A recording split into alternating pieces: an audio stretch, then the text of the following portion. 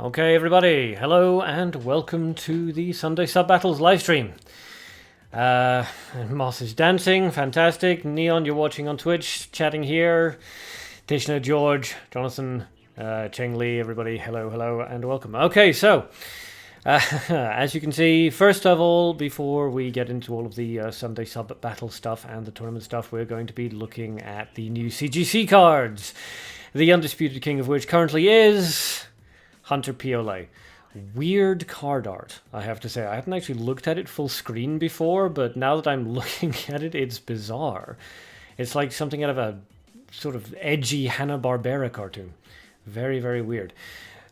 Still, as everybody knows, this is like the big card. It only goes for 160,000 max on the player store, which is way too low for what it does, so everybody's been keeping a hold of it and selling it for like, you know, hundreds of thousands privately. Moss, you're super into the card art. Hello, Kelpesh, welcome to the stream. And Caligon, well, hello. Panchetta, hello. Making me hungry. So we'll just kind of go through all of these cards briefly to begin with while everyone's settling in and getting ready for the sub-battles. Yeah, chime in if you have like a favorite or a least favorite, or you know, you found an interesting little combo or something. Tishna, your only favorite artwork from the CGC pack? Really, it's your only favorite artwork? There's some good art. I mean, most of the cards in the new CGC release are pretty awful. But the art's not terrible. The art's pretty good for a lot of them. I better put back on that tinfoil hat. I actually don't mind too much if Piole gets nerfed because I don't have him yet. So, no need for the tinfoil hat. Hello, Galliamir. Welcome. Hello, Noriel. Welcome to the stream. Okay, so let's start out with Master Templar Materio. Pretty cool, I have to say. I do like the art. It's weird to see that kind of sort of Asian style in a Templar outfit, but pretty awesome. Capesh signing off for the tournament. We'll be doing that after the live stream is over. So Master Templar Materio, he's actually not bad. He's really, really expensive, 7, 8, and 9. And his HP only meets breakpoints at levels 1. Doesn't meet him at level 2 and 3, as far as I remember. Let's just quickly check that. 18 and 20. Yeah, it doesn't meet the thing. He does what number 13 does, summons all these swords, and yes, Vengeful Knife counts. It's good and bad. These two are great. If he summons these two, it's fantastic. This one can kick you in the ass.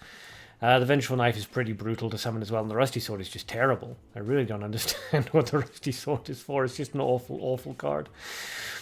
Moth, you actually have 3 or 4 favorite new cards, specifically the low-cost ones, not the superstars. So Materio is pretty decent, though, because he summons a sword as soon as he appears, and every turn as well, if it dies. If he's targeted by a spell, the sword will take that target instead, and at the end of the turn, he'll deal 10, 13, and 16 AoE damage. So he's guaranteed to get the AoE damage off, which is pretty decent. You know, it's a good amount of damage, 16 AoE. Turns him into a kind of a hyper hellhound. What do we got next? Yes, Succubus Queen Lilith. A lot of people's favorite. No surprises there. Hypnotizes all opponents whenever she's summoned. At the end of the turn, destroys a hypnotized creature, changes a friendly creature into the Succubus Queen Lilith before she dies. Also super expensive, 8, 9, and 10. Doesn't protect herself, obviously, against individual removal spells, but if you have more creatures out in the field, she'll transform them. The problem is, you may not want her to transform them. And she's still vulnerable to certain AoEs. If you hit them with a Holy Spear, for example, her ability's not going to help. If you hit her with an AoE that does more than 16, it's not going to help. She'll transform the next friendly creature into one of her, and then that friendly creature will just die as the AoE progresses. Akiyama Mio, don't you think Lilith is too powerful? No, I don't. She's not that good. For 8, 9, and 10, she's not honestly that brilliant. Her attack value is really nice, don't get me wrong, very, very nice attack value, but her HP isn't phenomenal. The Hypnotizes all creatures can be annoying, but generally when you're playing against veteran players, they don't flood the field anyway. They'll have like 2 creatures out onto the field. So Succubus Queen Lilith, hypnotizing them isn't a huge big deal. She's good, but she's extraordinarily expensive and very easy to remove when she's on the field. Neon changing to YouTube, Twitch keeps buffering. You can try to drop it in the quality. Gallimir, okay. And Caligon, you two for the tournament. We're signing up after the live stream is over. After. Tishna, for you, Lilith is better than the Master Templar. Yep, they're both good. They're both just good in different ways. Lilith and Materio kind of have almost a similar sort of effect. Thank you for the subscription. Can't read the writing, but thank you. They have a similar kind of effect in that they're both kind of enemy battlefield clearers. Materio is more sort of he's a damage dealer. He summons 2 creatures, him and the sword basically, so you're summoning 2 creatures, so he's very, very offensive. Lilith is slightly more defensive. She'll block, but she won't erase the enemy field necessarily. And she only summons herself. Now, 11 attack damage is very nice, but if you shut her down, it's not really a big deal. Cheng-Li can compare with Jurgen is better. Yeah, arguably Jurgen is better than Lilith. Yeah. Lilith for the win. And Moth, she's like a super expensive but really fun version of Xena. Yeah, she's like a hyper Xena. If you run her next to like a mana Xena, that would be extremely expensive, but doable. Still, interesting card. If she didn't cost 10 at level 3, she would be really, really powerful. As it is, she's situational. You can't. She's not like a Hellhound or something like that. You can't just throw her into any deck that runs Darkness. Neon signing off for all rounds. We kind of seen that. Materio is more consistent throughout. Lilith is a reactive card. Yeah. I mean, as I said, they're both very good in particular ways. I personally prefer Materio, but that is just personal preference, and it's literally just because he's cheaper and he summons extra cards, and you can combine him with the Flying Sword and Kadir's Flying Sword, both of which are good cards to have in your decks anyway. Moth instant hypnotism is pretty cool. If she gets killed, you already hypnotize all the creatures. Yep, which is great if your opponent floods the battlefield. But as I said before, most veteran players just won't. They'll bring out like 1 more creature than their opponent has, and they'll just maintain battlefield control. You'll almost never find an enemy who floods the field. That being said, she's perfect for shutdown decks on Gates of Hell and Wave of Life and things like that. So definitely really, really good there. Dishna, please give any tip for Archpriest Secretus. It's very hard for you to make a decent deck with him. Yeah, Secretus is tricky. I've seen a few decks that used Secretus, but only one of them was any good. And I didn't see all of it, and I forgot to save the replay, unfortunately, so I can't just crack open the root and take a look at what the deck was.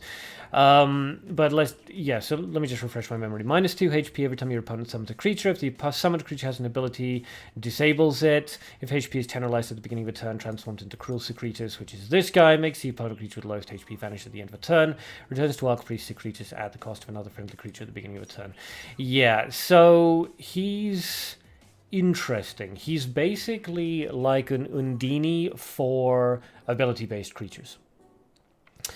And his HP is actually not bad. He does meet HP breakpoints at every single level. Now, he won't be protected against command hunting, but apart from that, he actually does protect himself against all of the standards, surprise attack, hunt, and all this kind of thing. So, basically, when you're building an Archpriest Secretus deck, view him as being like an Undini specifically designed to counter ability-based creatures. So you'd use him in a deck where your creatures were vulnerable to ability-based creatures. He's very, very difficult to build around, but I did see somebody work very well with him. Vanessa, welcome. Moth, very cool card. Is he hard to use? He's very hard to use, Secretus, yeah. I built a deck with him which did fine. It wasn't brilliant, so I haven't made a video out of it yet, but it did okay. But yeah, he's tricky. You can't just plug him into any deck. He's got to be put into a very specific kind. Akiyama, if you use a Lilith with Nerva, it's fantastic. Because yes, that would be fantastic. Yeah, if you drop Nerva and then you drop Lilith, all the creatures transforming into hypnotized creatures would rack up all of your the energy on Nerva very, very nicely. The downside to that, of course, is that Nerva is also very expensive. So you're saving up 10 darkness for Succubus. You're saving up 8 or 9 mana for Nerva. And if you have 10 darkness and 9 mana at level 3, and you're not about to die, then you've kind of already won. You don't really need to drop those 2. You've severely outplayed your opponent anyway. A card with that cost doesn't have counterspells abilities. Sucks. It's tricky, certainly. Nedova is also mana, so you couldn't really combine. Well, Lilith, Lilith is dark. Well, yeah, no, she's not meant to creatures. Yeah, I mean Lilith and Nedova work out fine if you can bring them both out, but they're both super expensive. You want a good build for Secretus? You got him in a drop 2 days ago, Banasser. I will keep working on him. He's not my favorite card, although he's fine. But I will make a deck with him. I'll make a video with him at some point. Anyway, he's an old card. We had a conversation about him before.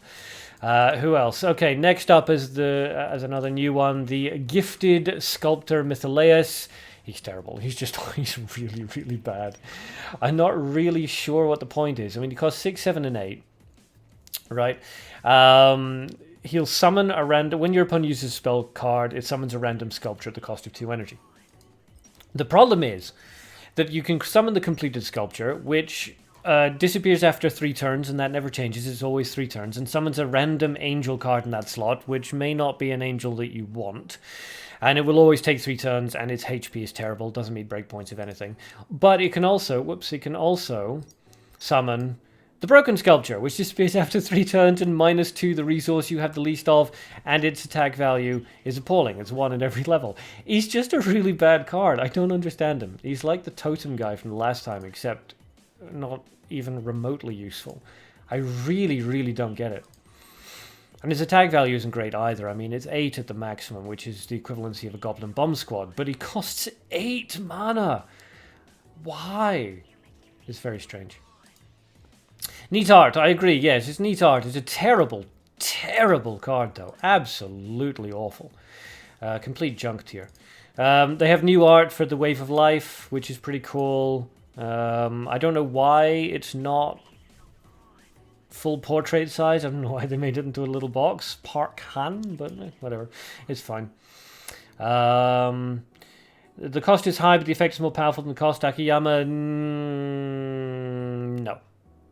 The cost is 19 resources, and that brings Lilith out onto the field and Nedova, which is great, except it costs 19 resources to do it, and saving up all those resources is almost impossible against a veteran player.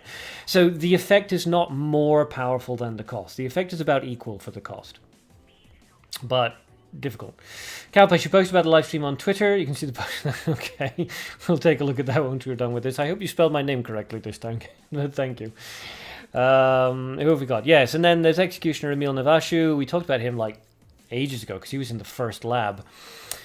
He's fine. He's okay. Doesn't meet HP breakpoints at 2 and 3, which is unfortunate. But his ability does activate at the end of the turn, which is nice. He will kill one creature with 4, 8 or less HP on the opponent's battlefield at the end of the turn. If the creature dies, he transforms into this guy, which is okay. Again, he doesn't meet HP breakpoints, really. I mean, at level 3, he meets HP breakpoints for Hunt, but not Surprise Attack. But then he'll kill all creatures after 2 turns, which is a little bit weird because he'll also kill yours. So he's okay. He's fun. He's certainly not a bad card. He's a fun card, but he's not amazing.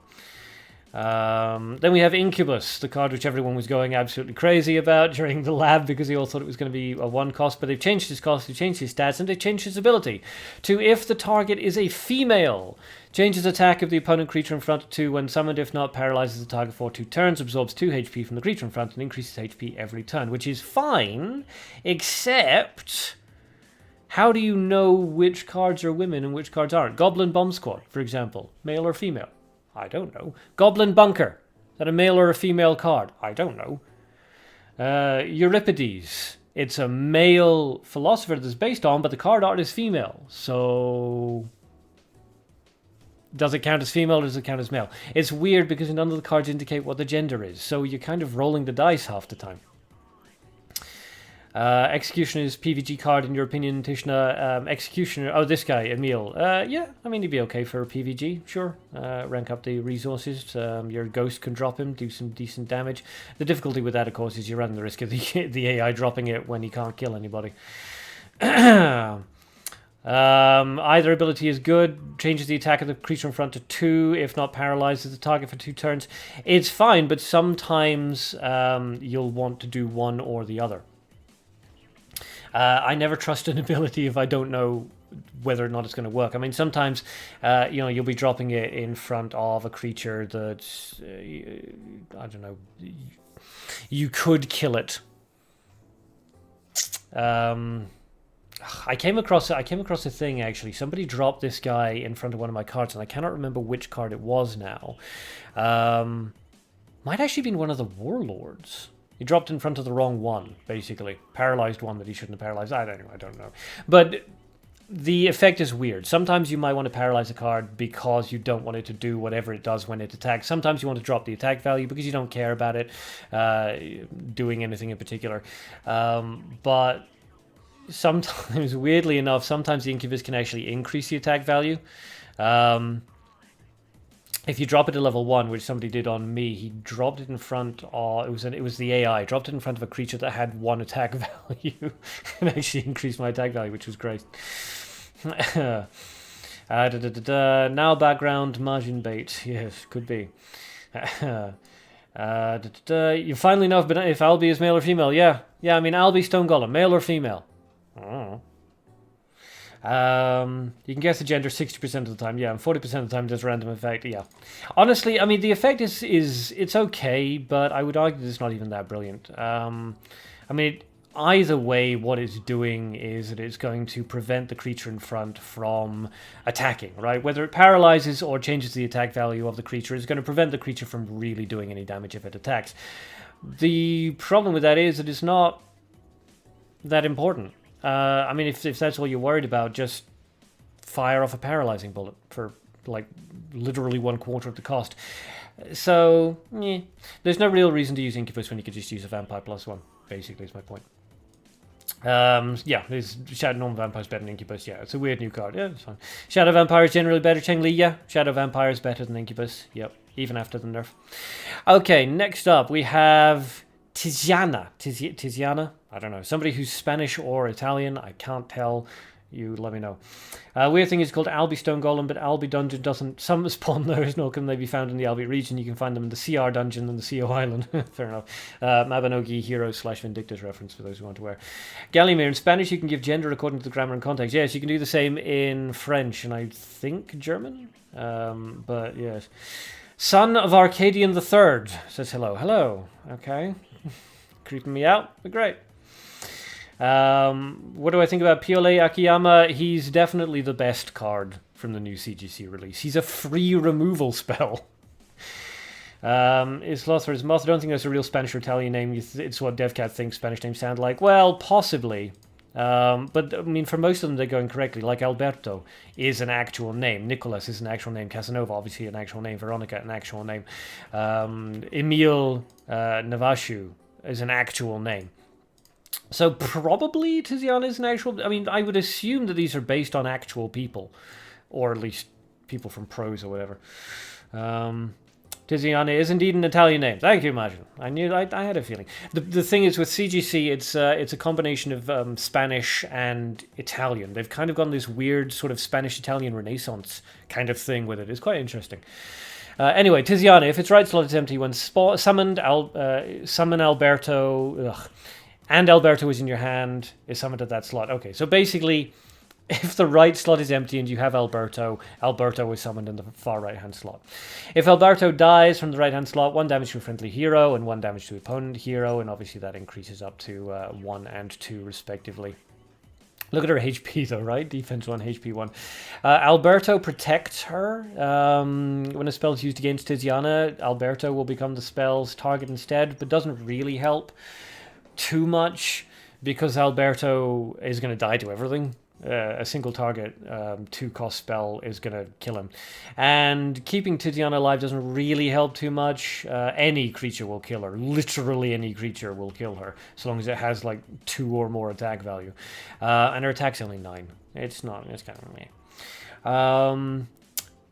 The fact they're both gold makes them useless. It's problematic. It's basically a kind of...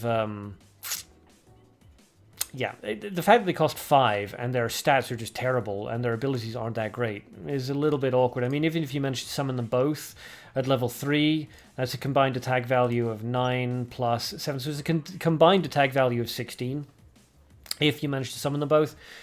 But they're both so easy to remove. Just cast any single target removal spell, Alberto dies. Cast any like one cost removal spell, and Tiziana dies. Or cast an AoE that doesn't target. It's Akiyama, can you get the Discord link? Yes, you can indeed. I will copy that now. And there we go. That's the Discord link for you, Akiyama. But imagine you can't watch the stream, but you'll be listening. You're a bit busy, but you pay attention. Okay, you're always busy. I'll try not to take it personally. So Tiziana and Alberto, pointless. Really, really bad. Marth, they auto-summon the opposite one, right? Yes. You only need to summon one, but even then it's not that helpful. Yeah, that's the problem. You can get 16 damage on the board for... what is it? 7? 7, yeah. You can get 16 damage on the board for 7. Pretty sure they both ramp in the same way. They do. Which is fine. The problem is they're just way too easy to remove. If they had higher HP values, they'd be more useful, because anything that summons multiple creatures is valuable. But as it stands, they're kind of Taukaka level. Except Taukaka's useful if you summon her at level 1. These guys are useless at every level. Actually, CGC is also heavily influenced by the Ottoman Empire's culture. Is it? I haven't noticed any sort of Byzantine references, but point them out if you see them. I'm be quite interested. You're Tunisian, so you know a lot about that. Cool. Kadir's Taylor, guys, I do... This is new. I get confused because some of these were in the first lab. But yeah, this one I'm pretty sure is new. This is interesting. I saw somebody use a shield throw deck with Kadir's Taylor, possibly even last week. I'm not 100% sure, but it was pretty interesting. The Kadir's Taylor guide with like shield throw decks. Otherwise, it's pointless. If you don't like using things like Leaf Assistant Technician Leaf and things like that, ignore her. She's pointless unless you're going for like a gimmicky little deck. Taukaka always mentions Reiki because he catches you off guard. Yeah, Taukaka's a phenomenal aggro card, but it is for aggro decks. You've got to play her at level 1. She's pointless at level 3 and arguably useless at level 2. Court Secretary Veronica, I really enjoyed her in the lab. 5, 6, 7 resources, doesn't meet HP breakpoints at any point, but she does activate her ability at the end of the turn. The problem is that she activates this one. So she'll activate the book, but the book needs to survive to the following turn in order to actually do anything, which is fine, but it's very, very weak. It'll die to any 2-cost removal spell. And it'll die to Holy Missile as well, because it's a black book. So, fun, but you would really need to couple that with some sort of counterspell or something. And even then, it's a completely random SIH card. And the problem with SIH cards is there's only, like, one of them that's any good, and it's situational. Neon Assault actually was you using, guys. I knew it was somebody. Then we have Casanova. He's old, but his mask is new. Then we have Ennoblement. Resummons a selected target in the same slot with the highest possible level. If their level is increased by this effect, reduces the most abundant resource by the same amount. Pointless. I don't know why you would use Ennoblement when you could just use Resummon. Because you almost don't want the level to increase to maximum. And the cost is way too high. 5, 7, and 8, are you kidding me? Nobody's going to spend 8 resources just to level up a creature. They'll let it die, and then they'll do it again. They'll just summon it again. It's pointless. But they have to kill both the book and her, right? Because she summons a new one at the end of each turn, right? Yes, but again, she'll die to anything. So it's a question, it's another situation of a creature that summons something, but is not super duper useful, because what she summons is not immediately useful. Is a problem. 3 creatures needing to be dealt with in a turn is Strong Chengli, yes, but it does need to actually survive. I mean, if you can keep Veronica, if you put Veronica down on the board, and then summon another creature, and then she'll summon the book, and then the book can survive, and the book will summon an SIH creature, then you actually have 3 offensive creatures on the field, because Veronica's book doesn't count, it has no attack value. So then you have 3 offensive creatures on the field. The problem with it is some of the SIH cards are actually bad. They're just bad. They're really not good SIH cards, and they will hurt you through the summoning. The second thing is that it opens it up to AoE bait. If you manage to lure out your opponent's AoE first, then maybe Veronica can actually do some work. But if your opponent still has their AoE ready to go, they're just going to wipe the field. So it's okay. It's not bad, but you do need to use both Veronica and another creature, because she won't summon it unless you also summon another creature, as you can see at the bottom. So you have to spend Veronica's cost plus the cost of another creature in order to activate her ability. Bart, you got to go? Okay. Nyx, hello. Bart leaves, Nyx arrives. Neon, only good for level 1. Yeah, it's tricky. It's tricky. I mean, you can't even really summon Veronica at level 1, 5 mana. Very unlikely. There's a lot of these new cards. The summon 2 cards are not super useful immediately, but they do put down a lot of pressure at once. I mean, that's the thing. Like, Materio, for example, can put down a lot of pressure at once. Because of the summoning ability. Nicholas obviously puts down a lot of pressure because almost all the snakes basically all the snakes except for Habu are good. But Court Secretary Veronica, she doesn't really put down an awful lot of pressure. You put down Veronica, and then you put down a second card in order to activate her ability, and it's fine, but she only has 5 attack value. So the pressure is coming off your second creature in terms of attack damage. And then if Veronica does manage to summon an SIH, if it happens to be one of the useless ones with a 1 attack value, then you're not applying any pressure. Pressure is not just about how many creatures you can get onto the board, it's what those creatures can do for you. If the creatures are pointless, they're not really providing any pressure, your opponent will simply ignore them. And now you've blocked off spaces on your board that you cannot put actual, decent, powerful creatures on. It's a problem. Veronica would be better if she was 4, 5, 6. Yeah. Sigan Teng, hello, welcome. Imagine you'd be opening a lot of boosters. If you get a good card, you'd like to donate it as a reward for the winner, or just a reward in general, like an ill aggressor, or if you get a double queen, that's fine, imagine. We're not actually doing card rewards this time around. What we're doing is gold rewards. But there is definitely a way for you to help out with that, especially if you pull a good card, and I'll let you know what that is at the end of this stream. Neon, Noblement is only good for level 1 cards. Again, I'd argue not even then. I literally cannot think of any creature that I have summoned at level 1 that I would spend 8 resources to level up to level 2. Every creature I can think of that I would have summoned at level 1 would cost significantly less than the 8 resources plus the extra amount that it then takes off you in order to level it up. I literally cannot see any purpose for a Nobleman. Not any. Not even for like a fun theme deck. It seems completely pointless. Moth, you think the book provides pressure because they don't want this effect to go off. Most people don't care because they'll know about SIH. So they'll just go, meh. I mean, they might want to remove the book, in which case it's extremely easy to do so. And you can't control where the book goes, so the book might actually be placed in front of an enemy creature, in which case, boom, it's immediately dead anyway. Donations, Brown, yes. Calpesh, you'd like to donate your -1 Gravekeeper, thanks so much. Only gold, yep, no creature cards. Kinter from YouTube, okay, hello, Kinter from YouTube, otherwise known as Chris. George has a chance to increase in level. Ennoblement, it doesn't have a chance to increase in level, it will definitely increase in level, but it's pointless. Why? I would drop an elf, let's say, at level 1. I would drop maybe a golden garden cat. But all of these creatures, it would be cheaper to let them die and then actually just spend the cost to resummon them. It's cheaper to do that. There's no creature in the game that you would drop at level 1 that would cost more to have it die and then re-summoned out onto the field than to have it leveled up by a nobleman. It's a pointless card. It's really bizarre. Let's see. Foundryman Maxim, which is just, look, a fine figure of a man. If that figure is a potato.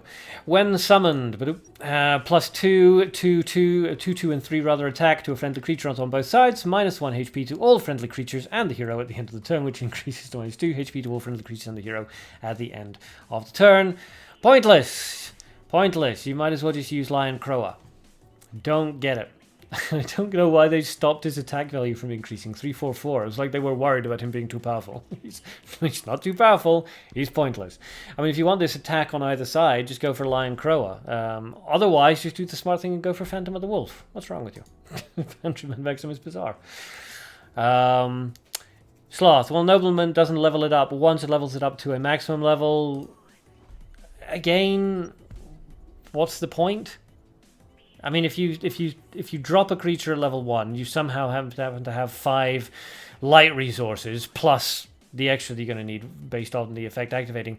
You've spent let's say 6. It was a 1-drop creature. You spend 5 somehow. I don't know how anybody would have managed to do this. But let's say you spend 6 resources to immediately level 1 creature up to level 3. But again, we're talking about 1-drop creatures here. We're talking about skeleton. We're talking about elf. We're talking about things like that.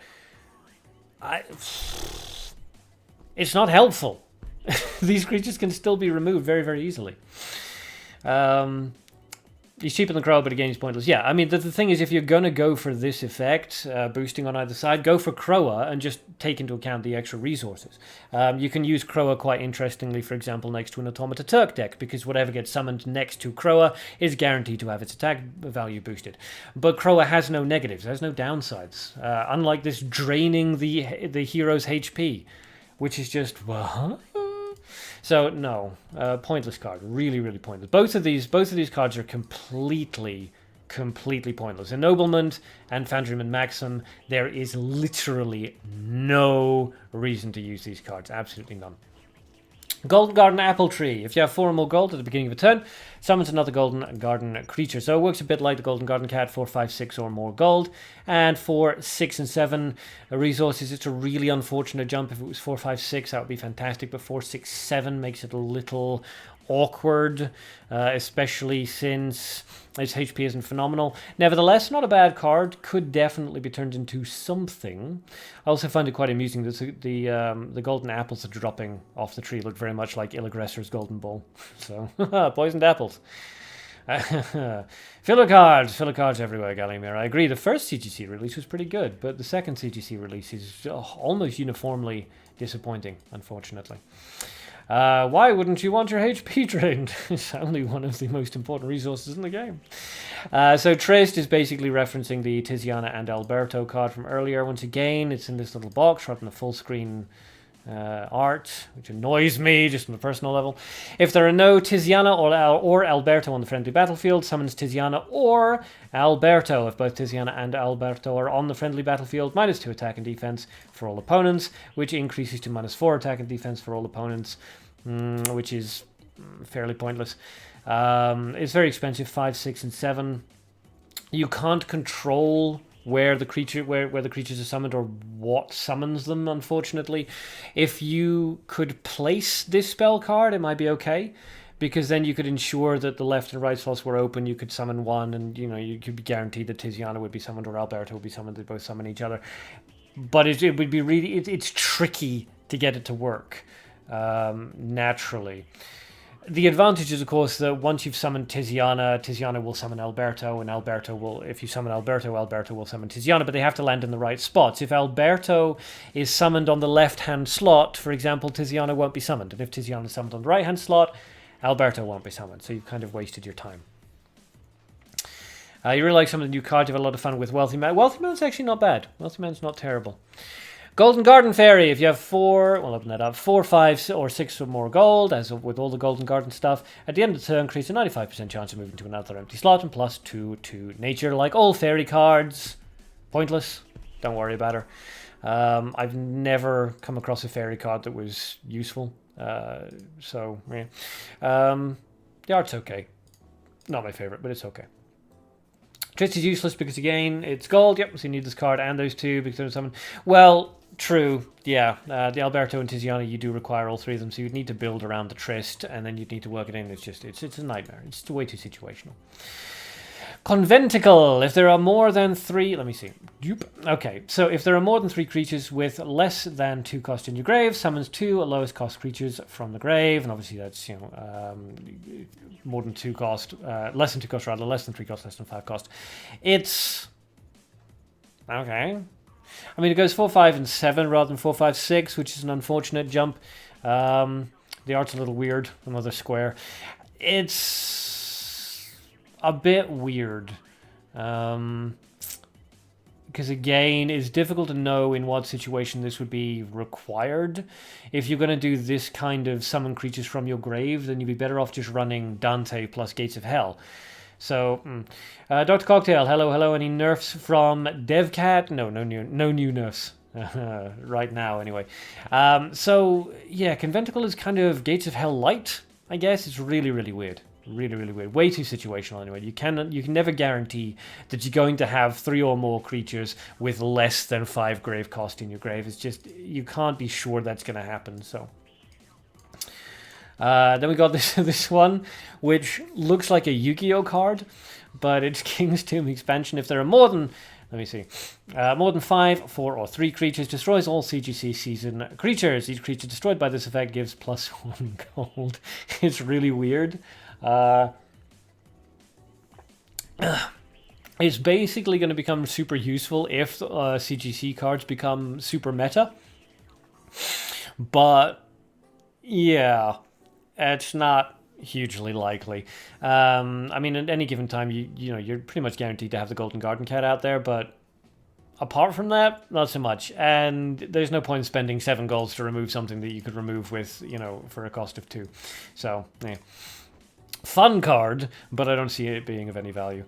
Witch Hunt is up next. Destroys the targeted opponent. If the destroyed opponent was not a witch, -0, 1, and 2 resources you have the least of, and the it is a 3, 4, and 5. So it's an okay removal spell for its cost because it is a guarantee, so it's basically a cheaper death sentence. However, if what you're killing is not a witch, then it becomes death sentence, because then it's basically a 5 then it becomes, what is that, 3, 5, 7 cost card. So yeah, it would have been a very useful card to have when everyone was running Xeno all the time, but not so great now. Yeah, Witch Hunt. So it's cheaper than Death Sentence if you're running against, if used against a witch. If you're not using against a witch, then it's Death Sentence. And people don't use Death Sentence. Wealthy Man is actually not terrible. 2, 3, 4 with decent stats for its cost, basically. You have to remove it with a 2 cost or more spell, so at least it's an even trade. And it consumes 1 gold when summoned to paralyze the closest opponent for 2 turns. If gold is lower than 4 at the beginning of the turn, it returns to your hand. So you can use it as a kind of paralysis spell, almost. Not exactly a free paralyzing bullet, but close, because you'll spend 2, let's say, to summon it. It'll consume another gold, and then it will come back into your hand if it's not being killed, and it'll refund its own cost, but obviously you did spend that 1 extra gold to paralyze the creature. So it's not bad. It's pretty interesting. And the card art is absolutely adorable. Look at that. I mean, the little girl looks a little weird. The proportions are off, but it's still an adorable card. It's a mini Piole, kind of, yeah, no removal, but it does have the paralysis, which is nice. The Evgenia Palace Stairs summons a different Evgenia Palace creature to the center slot every turn. Pointless, more or less. It doesn't meet HP breakpoints. Its ability will only activate at the beginning of the following turn, and the Evgenia Palace creatures are terrible. So not really much value there. What is it? 3, 5, and 6. So it even has a resource jump as well. So, yeah. The problem is, as I said, the Evgenia Palace creatures are awful, and the Evgenia's Palace Stairs themselves have no attack value, so, and they can be removed by any 2-cost removal spell or more. End of the argument. If there are more than 4, 4, or 3 creatures that are not max HP on both battlefields, destroys all creatures, which is fine, honestly. 5, 6, 7, it's basically a dark Holy Spear. Same resource cost. Slightly different in that it has that, have to have more than 3 creatures that are not maximum health, but it's okay. It's not bad. If you're looking for Holy Spear and you don't really want to run light, then sure, I guess. Why not? It's not the worst card in the pack. That one's an old one. Old one. Charging Bull is new. Switches slots with the Bullfighter every turn and deals 1, 2, and 3 times the number of the moved slots as damage to the opponent creature in front, which is pretty cool.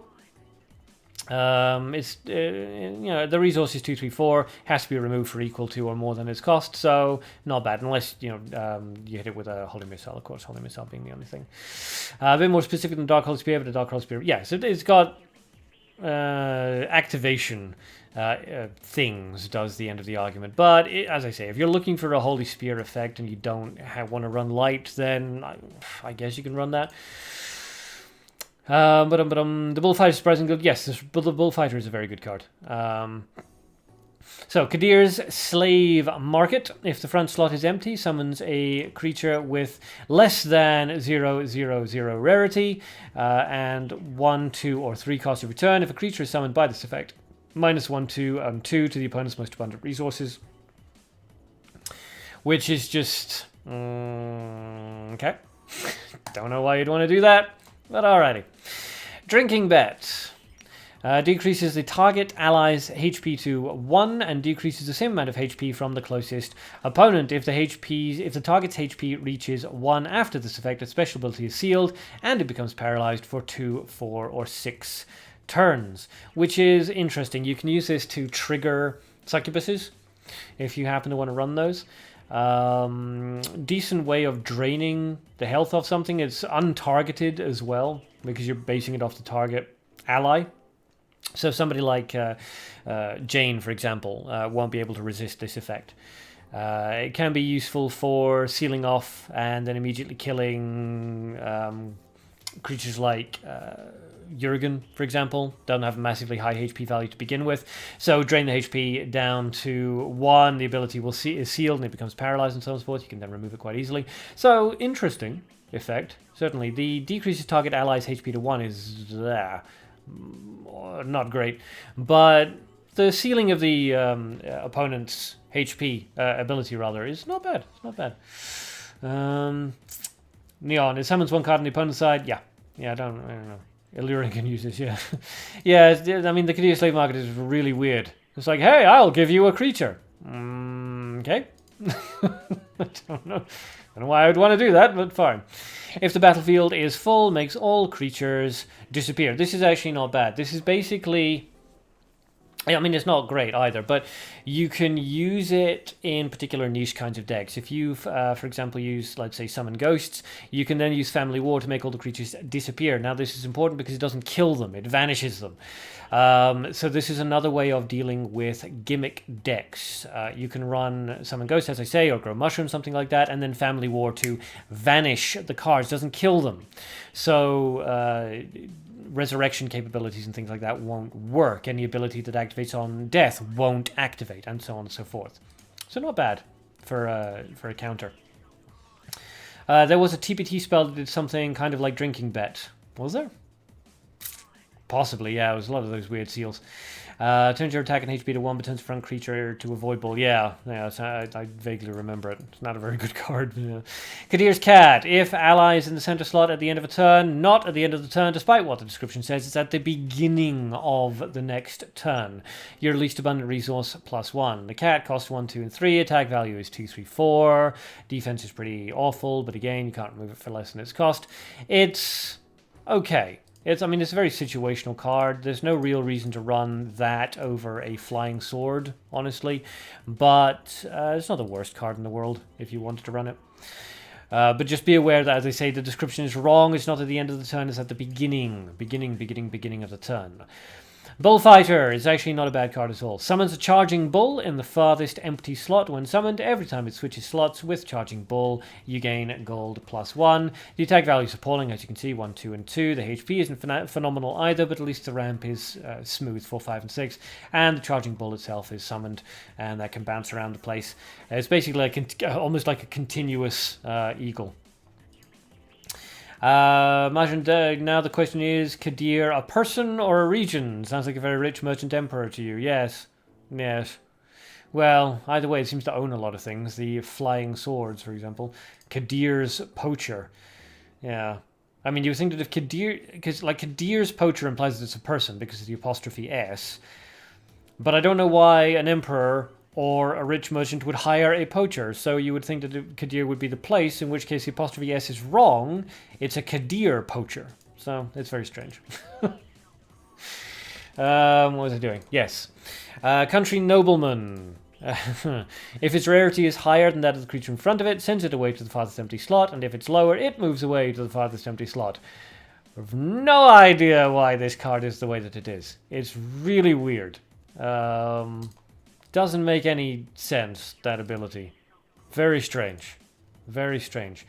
Wealthy Man and Casanova's Mask are probably your favorite cards in the release. Casanova's Mask is pretty good. Yeah, and Bullfighter's good. The cat is cute.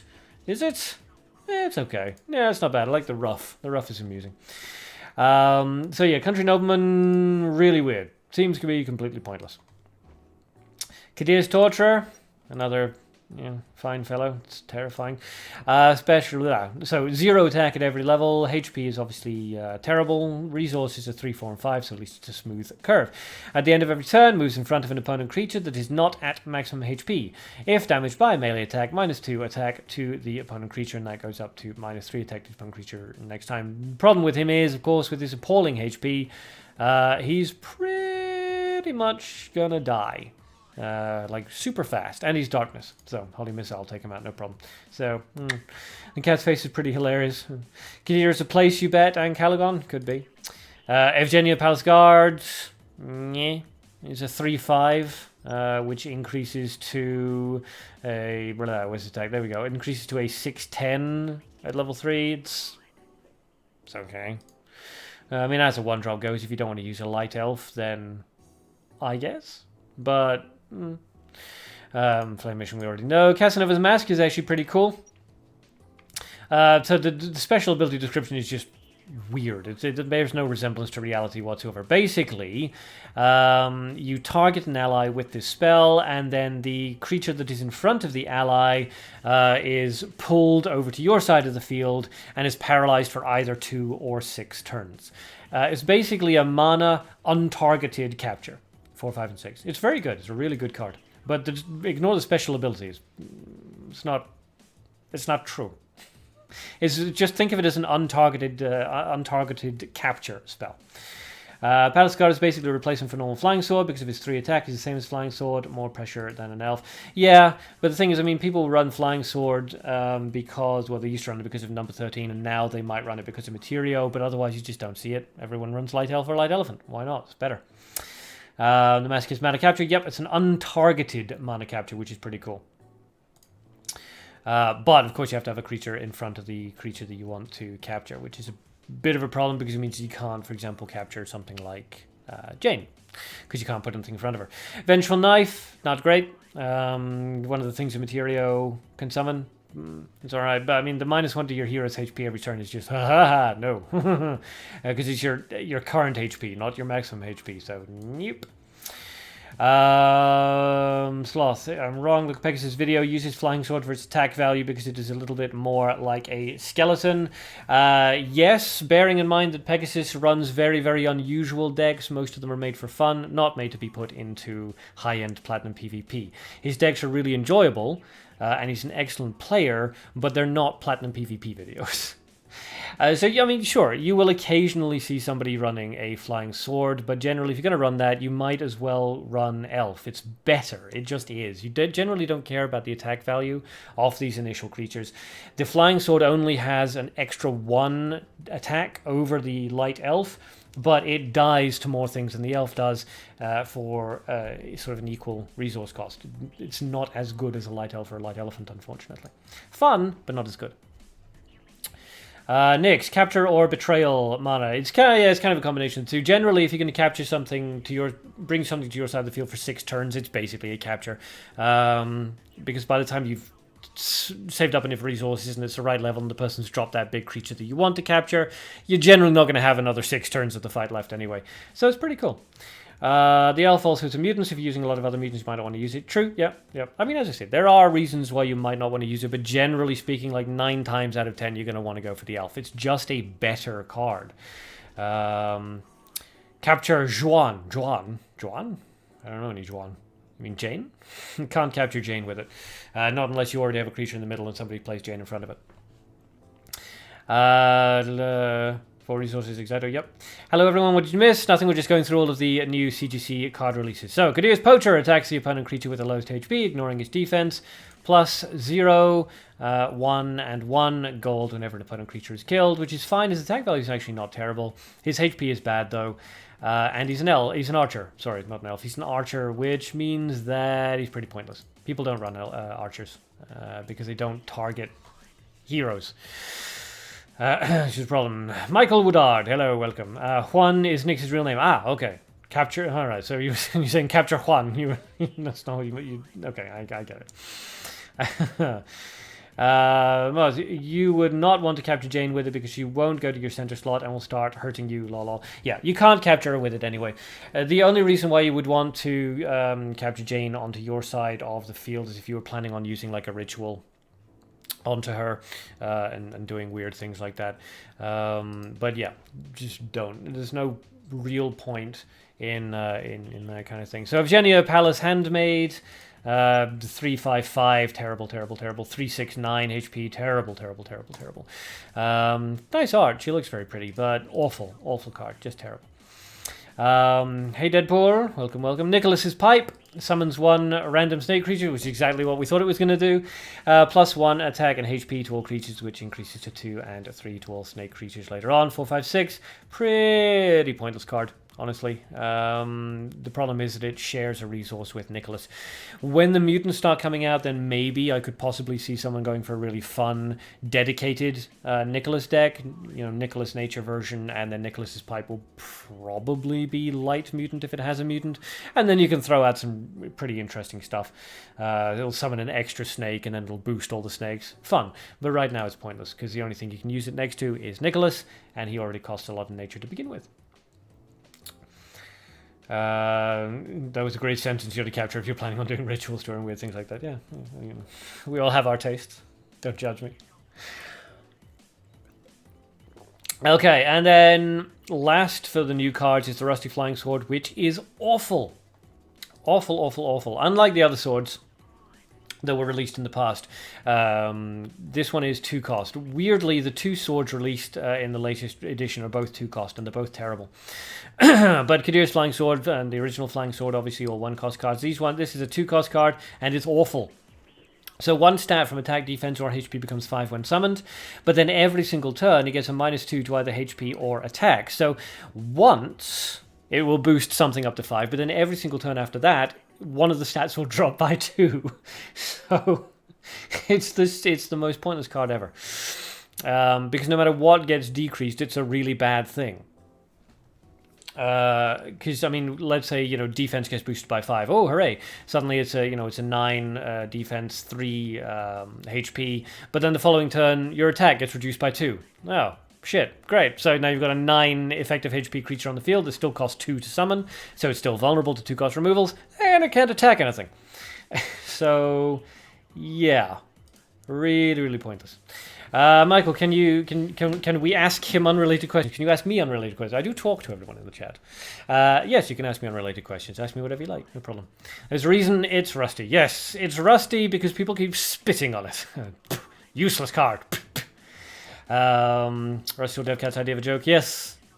So basically, a lot of just really weird cards, like the Evgenia Palace Handmaid, pointless.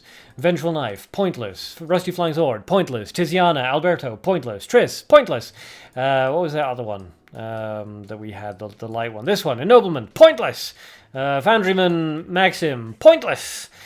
There are a couple of good ones, right? Materio's pretty decent with his AoE. Lilith is pretty decent. Piole is fantastic. He's really good. And then, a couple of them are okay. This is okay. The Wealthy Man is okay. The End of the Argument is okay. The Drinking Bed is okay. Bullfighter is pretty good. Bullfighter's not bad. And Casanova's Mask is good. It's an untargeted capture. So those are, there's like 2 really good cards in here, Casanova's Mask and Piole. There's a couple of good cards in here, like Bullfighter and maybe the Wealthy Man in the right deck, depending on how you're using him. Maybe the Kadir's Cat, maybe, but I'm not sure about that one. And there's a couple of decent ones, like Lilith and Materio, but for the most part, just terrible card. This guy, pointless, awful card. Never use this card. Oh, terrible. Do I think they will ever print a black Undini? No, they won't. Once a card has had its mutants released, no new mutants are ever released for that card. Undini only has... I am pretty sure Undini is only blue. I'm pretty sure she doesn't have a color mutant. Since they're referring to it as a city of gold, I have to assume it's a city, but it is indeed irritating as I have a friend in real life with the same name, Kadir. Oh, cool.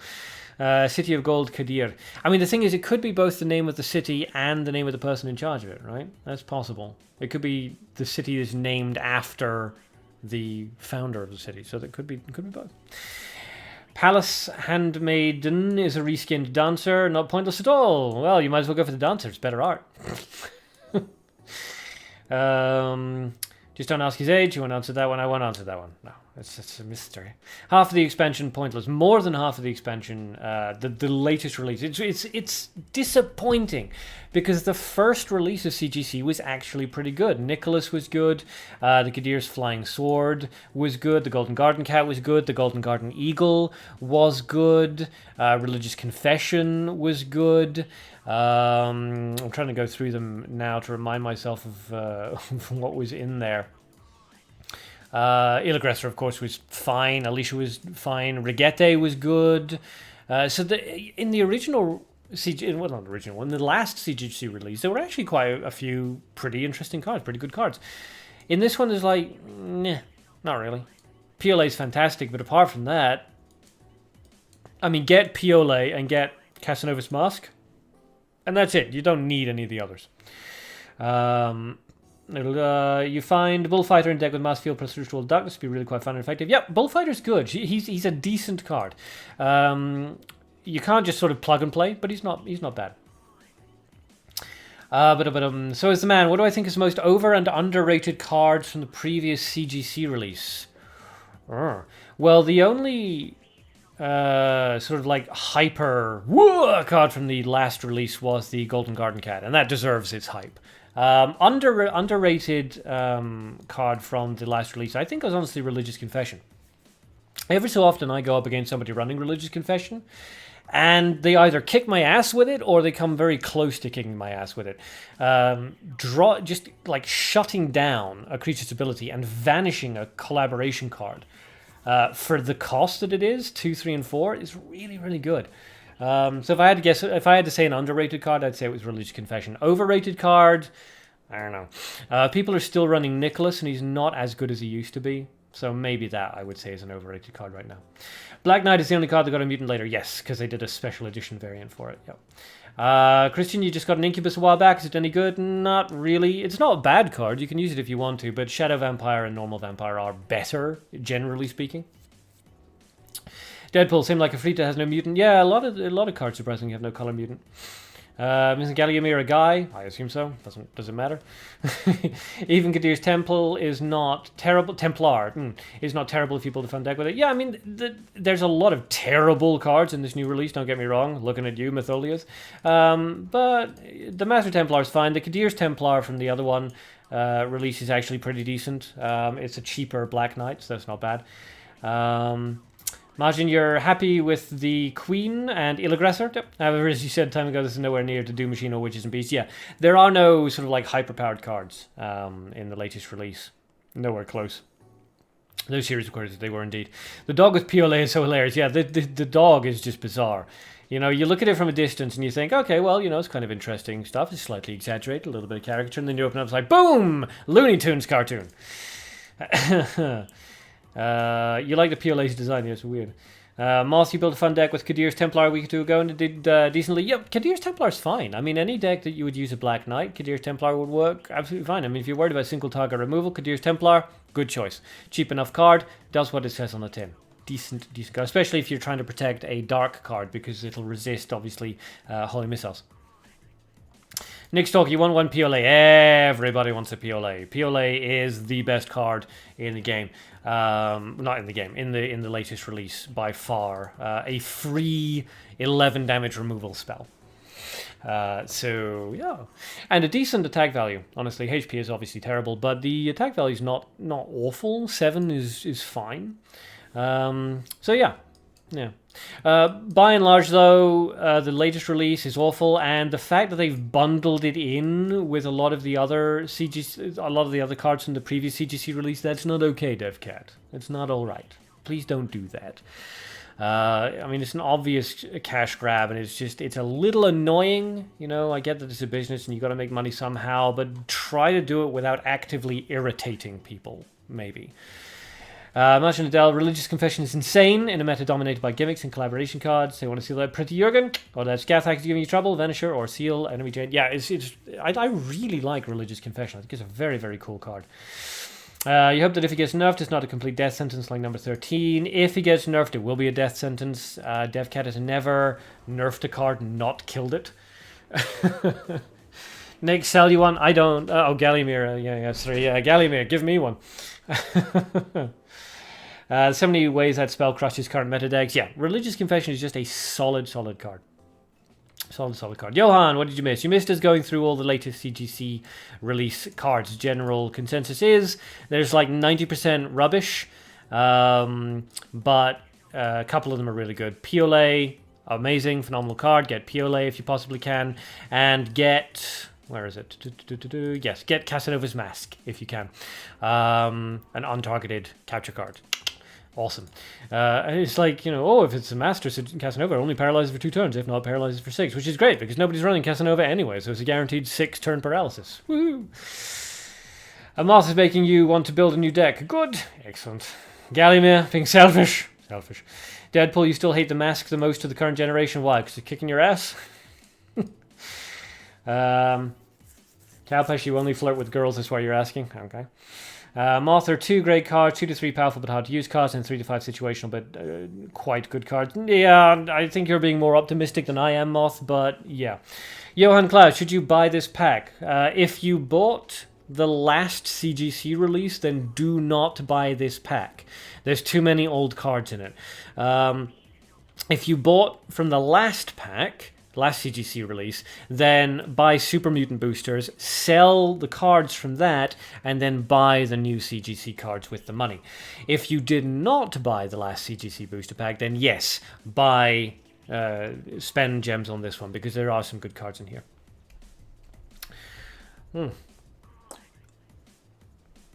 But as for about the CGC's Ottoman influence, there's the Golden Mercenary, so almost exactly looks like the Ottoman Soldier's Elite. Oh yes, true. I hadn't noticed that, but yeah, the helmet's very similar, isn't it? You can also count the Wealthy Citizen and some more. Yeah, it is very similar.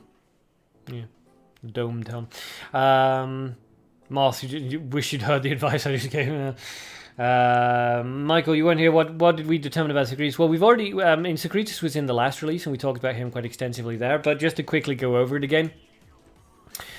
Secretus is basically the Undini for ability-based cards. So, whereas Undini is used to prevent sort of ability on activation, Secretus is used to completely shut down enemy ability summon. So if you know that you're going up against Janes and Jurgens and all this kind of thing, well, maybe not Jurgens, but if you know you're going up against gimmick decks and things like that, Secretus is actually pretty solid. You throw him out there, prevents the enemy from doing anything until they remove him, and because he meets HP breakpoints, it's not easy for the enemy to remove him. They have to use a lot of resources in order to do so. And when it turns into Secretus, Cruel Secretus, it's actually pretty good. It makes the opponent creature with the lowest HP vanish at the end of the turn. Doesn't kill it, actually vanishes it, which is very important and much, much better than killing. And then if there's another friendly creature out onto the field at the beginning of the turn, he'll turn back into normal. It means you can manipulate his transformation, which is actually pretty useful because it means you can keep healing him up if you see the opportunity to. So Secretus has the potential to be very, very powerful, but I've gone up against him like maybe 20-something times, and in all those times only one person ever beat me with Secretus. They had a phenomenal Secretus deck, but he's really difficult to build around. How much does PLA cost? PLA maximum cost is 160,000, but nobody's selling him for that because he's too good, so you generally find him for around 500,000 or more. You made a deck for Lilith, and you only need Lilith. Fair enough.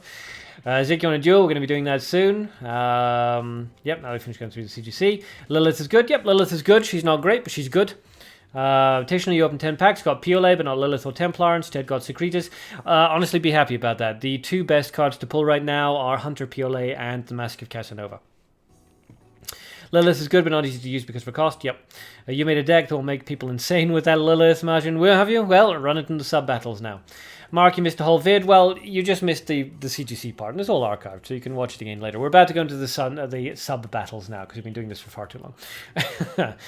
Notice when you started playing, you thought Vanishment, the card would be unusable at all. Yeah, a bit like Banish from Yu-Gi-Oh! Yeah.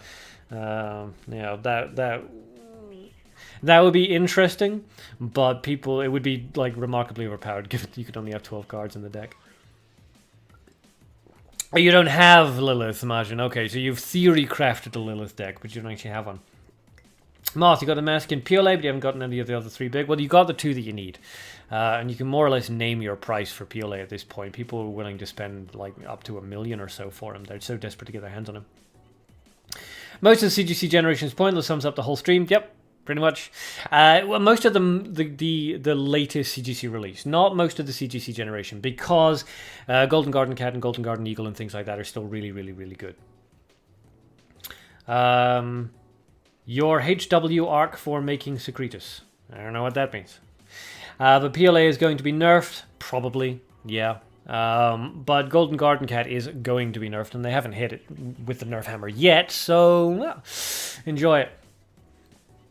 And it's unlikely they're going to buff anybody. They never buff a card without then immediately destroying it, nerfing it later. Michael Woodward, my apologies, just subscribed. Thank you very much. I appreciate it. Okay, so we will move on now from the CGC, unless anybody has any final questions about all of this. Johan, nobody's buying your cards even when you sell them for low prices. Yeah, everybody's spending, because the latest CGC season was just released. Everybody's spending all of their money on getting the particular cards out of that. Any card that is not a meta contender right now is not going to be selling well. Moth, do I think you should sell Piolet because of the incoming nerf? I think you should use it for a week or two. Akiyama Mio just subscribed. Thank you very much. I appreciate it. Moth, I think you should use Piolet for PvP arenas and stuff for a couple of weeks. And then, yes, if you're not completely in love with it, then yes, sell it. Golden Garden Cat, OP. Not OP, powerful. Yes, not overpowered, no. Tishna, homework. Oh, I see. My homework arc is to make a Secretus deck. I'm tinkering with one. But I don't particularly like him. The cat's going to be nerfed, OMG. Why, Johan? Because everybody is using the cat now, and DevCat hates it when everybody uses a particular card, unless, for some reason, it's a card that they already like Elf and Goblin Bomb Squad and things like that. Cheng Li, open 100 packs, 1 Piolet, 1 Materio, 1 Lilith, 3 Illagressus, and 5 Secretus. Nice, good pulls. Neon sign you off for all the rounds. Yeah. Maj Nadell, how do you nerf the cat? Quite easily. They could increase his resource cost, which would make it fairly pointless. They could decrease the amount of resources it gives. But yeah. Moth, you'd love to see a solid Arc Secretus deck. Yes, the solid part is the difficult one. Okay, so let's come out of here to signal that we are now done with that. Oh my goodness, 15 things. Okay, so you're from Blue Zeb, Whippy, Whippy, Whippy, Whippy, Shinami, Shinami, Shinami, Shinami, Shinami, Neonworks, Aresias, Dark Red Evil, Aresias, and Aresias. Thank you very much for all the gifts, guys. I really do appreciate it. I'll put that towards pulling more cards, selling them off, getting more cards, making videos. And I'll bring open the Gabriel skin just in case anybody hasn't seen it. Johan Klaus, that cat is going to die then. Yes, the thing is you can't nerf the cat without making it useless. The cat is perfectly balanced right now, and I would love to see more cards that had that power level, because it's a perfectly balanced card right now. It's just the right cost for its effect. But DevCat prefers to nerf cards rather than buff them, so yeah, say goodbye to the Golden Garden Cat fairly soon, I suspect. That was a lot of gifts. It was a lot of gifts. Okay, so round one. All right, so for those of you who haven't done this before, every Sunday we do a Mabinogi Duel Sunday sub battles. What that means is that anybody in the chat who's watching the stream right now can just sort of comment in the chat saying, my in-game name is whatever, and I would like to fight in this round. And then I will pair you off, and then you will get into a fight. I will spectate that battle, and I will commentate over the top of it, pointing out the good plays, commenting on anything that I think perhaps could have been done better, and so on and so forth. So. Kalpesh, thanks everybody for the gifts in advance. Please send him juicy gifts. Galimir, thanks for the gems I sent. You got Piolet because the boost you got with them. Nice. Glad I could help you get that. Let's do this. Shizniz. I think you meant Shiznich. Zik. Okay, so Zik is already up. Neon's already up. So we can have Zik versus Neon in the first thing. Kalpesh is in. Okay, so Kengi versus... and Piolet is going to be nerfed too, it's for sure. It's not for sure, Johan, but water cooler chat is that it's going to be nerfed. You meant Schnitz. Okay. Banasser, any time? Are you saying you want to fight or not? I'm not sure. Okay, so George, so Shinami wants to fight. They can go up against, Kengi.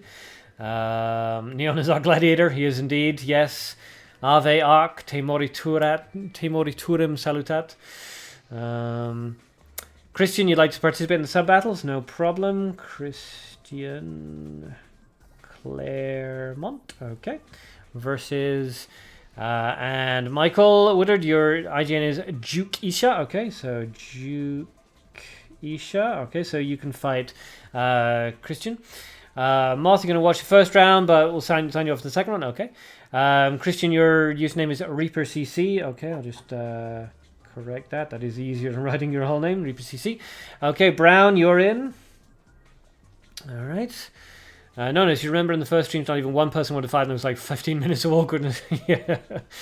Banasser, you're playing today. Okay, so you can fight Brown. All right. Whippy, you want to battle? Awesome. I hope you're going to bring something fun like last week. Chengli, they should work on those pointless cards rather than nerf a good card. They should, yes. I would much prefer to see DevCat buffing cards, increasing the power of cards. I'd love to see them sort of go into these old ones that nobody uses and just make them more powerful. The problem is every single time they do that, like with Illurin, they then leave it for a month and then nerf it right back down into Oblivion again. It's a problem. Yeah. Okay, so far we have Zik versus Neon, Kengi versus Shinami, Reaper CC versus Juke Isha, Brown versus Banasser, Whippy versus... we don't know yet. Who else wants to fight that I have not named? Banasser, yes, you're fighting Brown. Yes, don't worry. Also, Reaper CC and Duke Isha, I don't have you guys on my friends list, and I need to in order to spectate, so if you can send me a friend request... you can see my username up at the top of the screen right there. So send me a friend request so that I can spectate the battle. Moth, that counter spell, counter by the minor leakage. Yeah, yeah, I remember that was awesome. Whippy, are there any rules or regulations? Standard rules and regulations apply, which is there is only one rule. This is going to be a free-for-all match. One rule, no gimmick decks, okay? So don't bring Gates of Hell, don't bring Wave of Life, don't bring a Jurgen deck, stuff like that. But otherwise it's fine. Otherwise, you can run whatever you like. Okay, we still need somebody to fight Whippy. Nobody's volunteering. Everyone's terrified. Moth, you could fight at the end of this round instead of the next round if it's not full. You could, but that would mean you're fighting Whippy. Friend request sent. Good. Okay. And lest you freak out, Sloth, remember that you did fight Shinster during the testing and you kicked his ass. So... well, don't be too afraid. Okay, Moss, you're going to fight Whippy. Good stuff. Excellent. All right, so that is 5 fights. Perfect. Okay, we will stop the round 1 sign-ups there. We will have, let's say, 2 rounds this live stream, because we've already been doing this for like an hour and 20 minutes. So we'll have round 1 and round 2. Round 1 is a free-for-all. Round 2, we will have a modifier for fun. So let's see.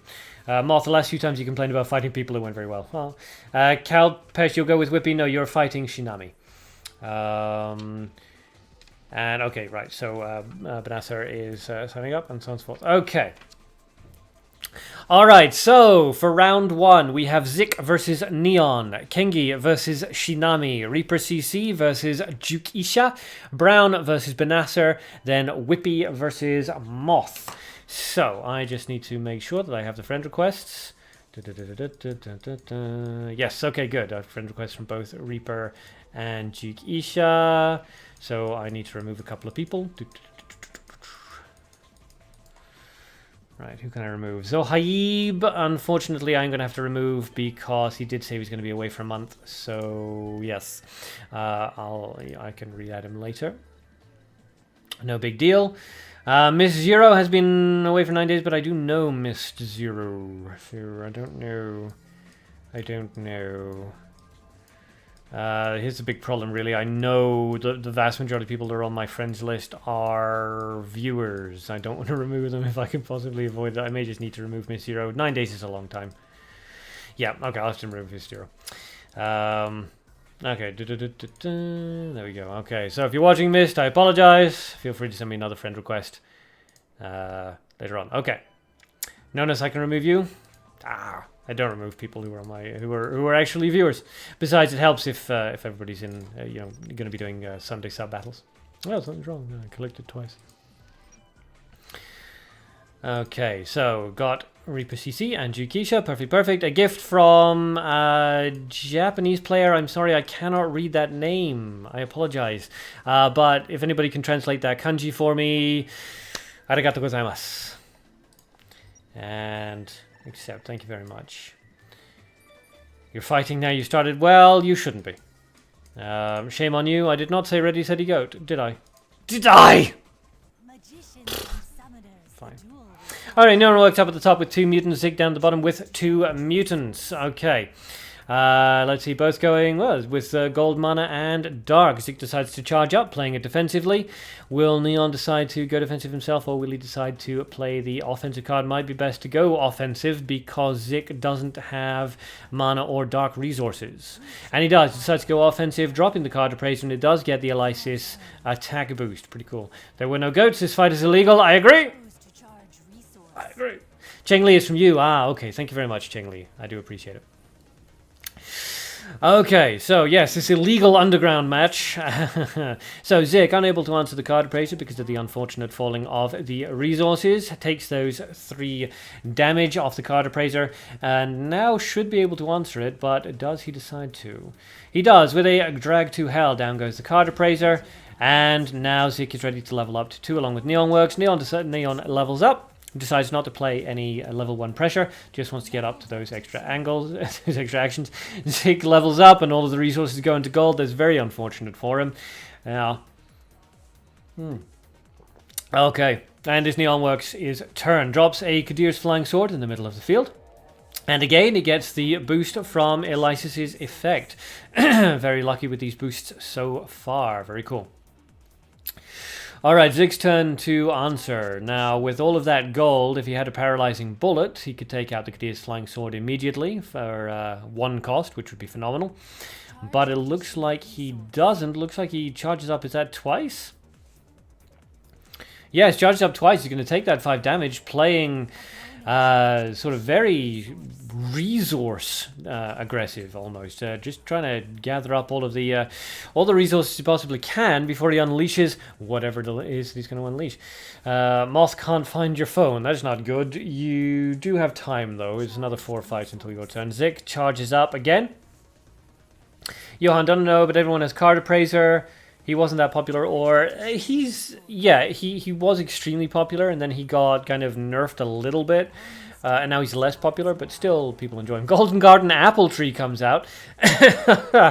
Okay, so that is something that Zik is definitely going to have to answer. Another 5 damage comes out onto his health, and he definitely needs to take care of that Golden Garden. Okay, an assassin...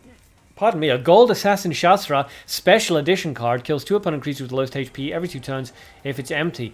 Kadir's Tailor Guise comes out, boosts the Assassin Shastra to have an extra 10 defense. Very nicely done there. And out comes the Golden Garden Eagle, thanks to that tree, which is pretty good. Did some damage to the Kadir's Tailor, which is good because obviously... means that's gonna help out. Okay, ouch! Out comes the flame mission, and the Kadir's Flying Sword does take out the gold Shastra. That's a shame because we don't get to see what was about to happen there. Interesting tactics though with the Shastra and the Kadir's Tailor Guise to buff up her defense. It's a really fun fight to watch. Says Moth. I agree. Very interesting. I love that gold Shastra. I love Shastra. I used to run a triple Shastra formation move deck, which was so much fun. Witch Shaylee Gemera, special edition card from the latest version, comes out. And down goes both the Kadir's Flying Sword and the Golden Garden Eagle. Another Golden Garden Eagle is summoned. That's going to hit Jumeirah and switch places, and that is going to kill. So far, Neon being very lucky with these Golden Garden Eagle summons.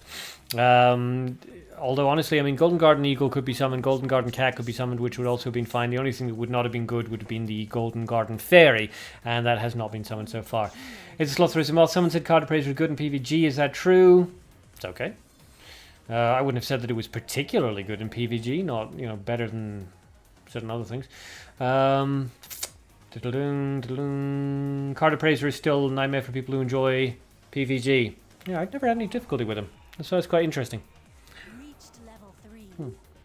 The tree is hella nice. Yeah, the tree's a lot of fun.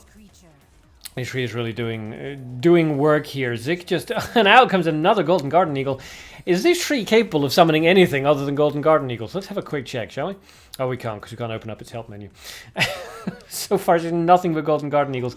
Out comes that Flame Mission, going to take down the Jumeirah and the Assassin Shastra. And unfortunately, Zik not able to gain any real ground here thanks to that Golden Garden Eagle just going absolutely crazy. Every time you kill it, another one comes out of that blasted tree. There must be a big nest up there. Flame Mission comes out and finally takes care of that tree, and the Golden Garden Eagle takes them both down. But unfortunately, the damage has already been done. Zik down at less than half HP than Neonworks is, and with less resources as well. It's going to take a lot for Zik to come back from this. The tree is hacking here. Okay, out comes the City Rat, gold +1. Now comes the Spray Rat. It's going to flood that field. So many rats. So many rats. Oh man, that is a brutal spell. Nasty, nasty spell. Card Appraiser is normal in PvG, you think? Yeah, I mean, it's fairly common in PvG. I just wasn't aware that it was particularly popular in terms of, you know, people think it was super powerful. Just as I say, every time I run Rookie Arena, I never have any difficulty with it. I quite enjoy it when the enemy summons a Card Appraiser. It means they're not summoning an Albi +1. Okay, yeah, good game. Zig decides to lose in a sportsmanlike fashion, charges up 3 times, and now it's Neonworks' turn. We assume a gentlemanly 3 charge up finish. Let's see. George chops down the tree, multiple rats come out of it. Yeah, rats were all nesting down in the roots of the tree. Yeah, that was a horrifying tree, honestly. Just full of eagles up at the top and full of rats down at the bottom. Neonworks charges up, and I assume charges up. Yes, charges up a 3rd time. And the rats swarm all over Zik and consume him entirely, leaving naught but bleached bone and memories. Ouch, that tree, followed by those rats. Painful, painful. And unfortunate for Zik that we didn't get to see what his plan was with the Assassin Shastra. I do love Assassin Shastra. Well played to both. Well played to both. That tree, though. Holy moly, that tree. Not the rats. Okay, up next is Kengi versus Shinami. So, when you guys are ready, please comment in the chat, letting me know, and then on your marks, get set, and goat. So let's see, Kengi and Shinami both online at the moment. Good. Excellent. Oh, cool game and amazing deck. Neon. The Tree of Endless Eagles. That was a terrifying tree. Okay, Shinami says goat. And Kengi is ready to goat as well. Good. I'll just keep refreshing this until the transition activates. There we go. But why didn't he just remove the tree? I don't know. Ask Zik. I'm sure he had a reason for it. Kengi up at the top and Shinami down at the bottom. So, wow, a lot of mutants on Shinami's side. 4 mutants and 1 mutant up on Kengi's side. Both players just charging up. And out comes the Book of Knowledge on Shinami's side, meaning that he's immediately able to level up. So Kengi has to play aggressively, chooses not to, discards into Nature instead. Shinami levels up, so we're assuming an Ambush Vine, perhaps. Kengi's turn. Minibi, did you miss registering? No, it's not until after the stream. Kengi drops an Elephant And it was a cocoon trap. Out comes Magician Mask Field mana, but is snagged immediately by Kengi's cocoon trap. Well played, well played. And the Golden Garden Cat comes out in front of that elephant, which is also well played on Shinami's side. Kengi can't deal with that right now. He has to level up, which means that the Golden Garden Cat does get to activate and gets its 2 resources off, which both go into mana, which is good for Shinami. Nicely balances out the resources there. And yes, round 2 hasn't been filled yet, so no, I haven't registered for round 2 yet. And we need to do a modifier for round 2, and I haven't thought of one yet. I'm just going to make it up, I think, when it happens. Okay, Golden Garden Cat does a little bit of damage to the elephant. Out comes the Flame Mission, going to take down that Golden Garden Cat and the Cocoon. And out comes the Magician Masked Field of Kengi's own, flooding the field and putting, what is that, 10 damage out onto the board. At the moment, Shinami needs to answer that pretty much immediately. Does have enough mana resources there they could build up into an Ice Spear. Chooses to go for the Vampire into the Magician Masked Field instead. Interesting choice. And Magician Masked Field Special Edition comes out. So many Magician Masked Fields. Moth, if I'm going to make it up on the spot and need time to make decks, will probably be something like everybody has to run a particular hero. Just something easy for everyone. Miniby, you are in for round 2. Good, good. Okay, out comes that Command Hunting and the Paralyzing Bullets. Both going to... Yep, okay, some damage comes out. Doesn't quite take the Magician Masked Field down to death range. Shinami levels up to 3, and does he decide to go for Resource Charging? Chooses instead to go for Notira's Needle. Takes out the Magician Masked Field and gets some Darkness resources back from that. Kengi levels up to 3. Both players more or less equal now for resources, and very close still for health. Out comes the Botanist Christie Gold +1, and that is going to guarantee a Beast Arthur summon, putting a lot of pressure on Shinami there with a Flooded Field. The important cargo, of course, is just going to keep mucking around. She's just not going to go anywhere to help out much. Kadir's Flying Sword comes out as a block in front of the Assistant Ana and a Resurrection, which of course pulls some creatures out of Kengi's grave thanks to El's effect. And Shinami now needs to decide what they're going to do. Command Hunting comes out, and that's going to take care of that Christie. An expensive counter, because of course Christie only costs 1 resource at every level. And out comes Hunter Piole. Haha. And it kills the Ana and goes back into the hand and refunds its own cost. A free removal spell on that Ana by Kengi there. And the Command Hunting comes out, takes care of that Kadir's Flying Sword. Shinami is very sad and down at 4 HP now. An Elephant and an Assistant Ana on the field. Shinami not got much resources left. Has to do something about it. Goes for the Drag to Hell. Will it hit the Ana? It does hit the Ana. That does buy Kengi a little bit more time. But is it enough is the question. So Shinami charges up, skips a turn, does not get any health off that. No, does, in fact, does get some health off that. Fantastic, fantastic. Will saying wrong, Christie, Kengi, baby rage. Kengi says good job. Kengi charges up. That's going to be the guaranteed Arthur summon, unless Shinami can take care of that. Can he? Let's find out. Deadpool Kengi taking no prisoners, yeah. A very eclectic deck. Shinami decides to charge up, doesn't get any HP off that, not that it would particularly help. Charges up again. Say what? Sarah not good at losing. And charges up a 3rd time. Sportsman-like finish. Christie does some of that Beast Arthur. Kengi revives just to be caused, really, and charges up. Or however, whatever noise that elephant is making. And down goes Shinami. Well played to both Kengi and Shinami there. Very interesting decks on both sides. So many magicians coming out. It was a day of magic and wonder. You wanted to use Ennoblement, George. Well, you see, it's a terrible card. I told you. It's too expensive for what it does. Way too expensive.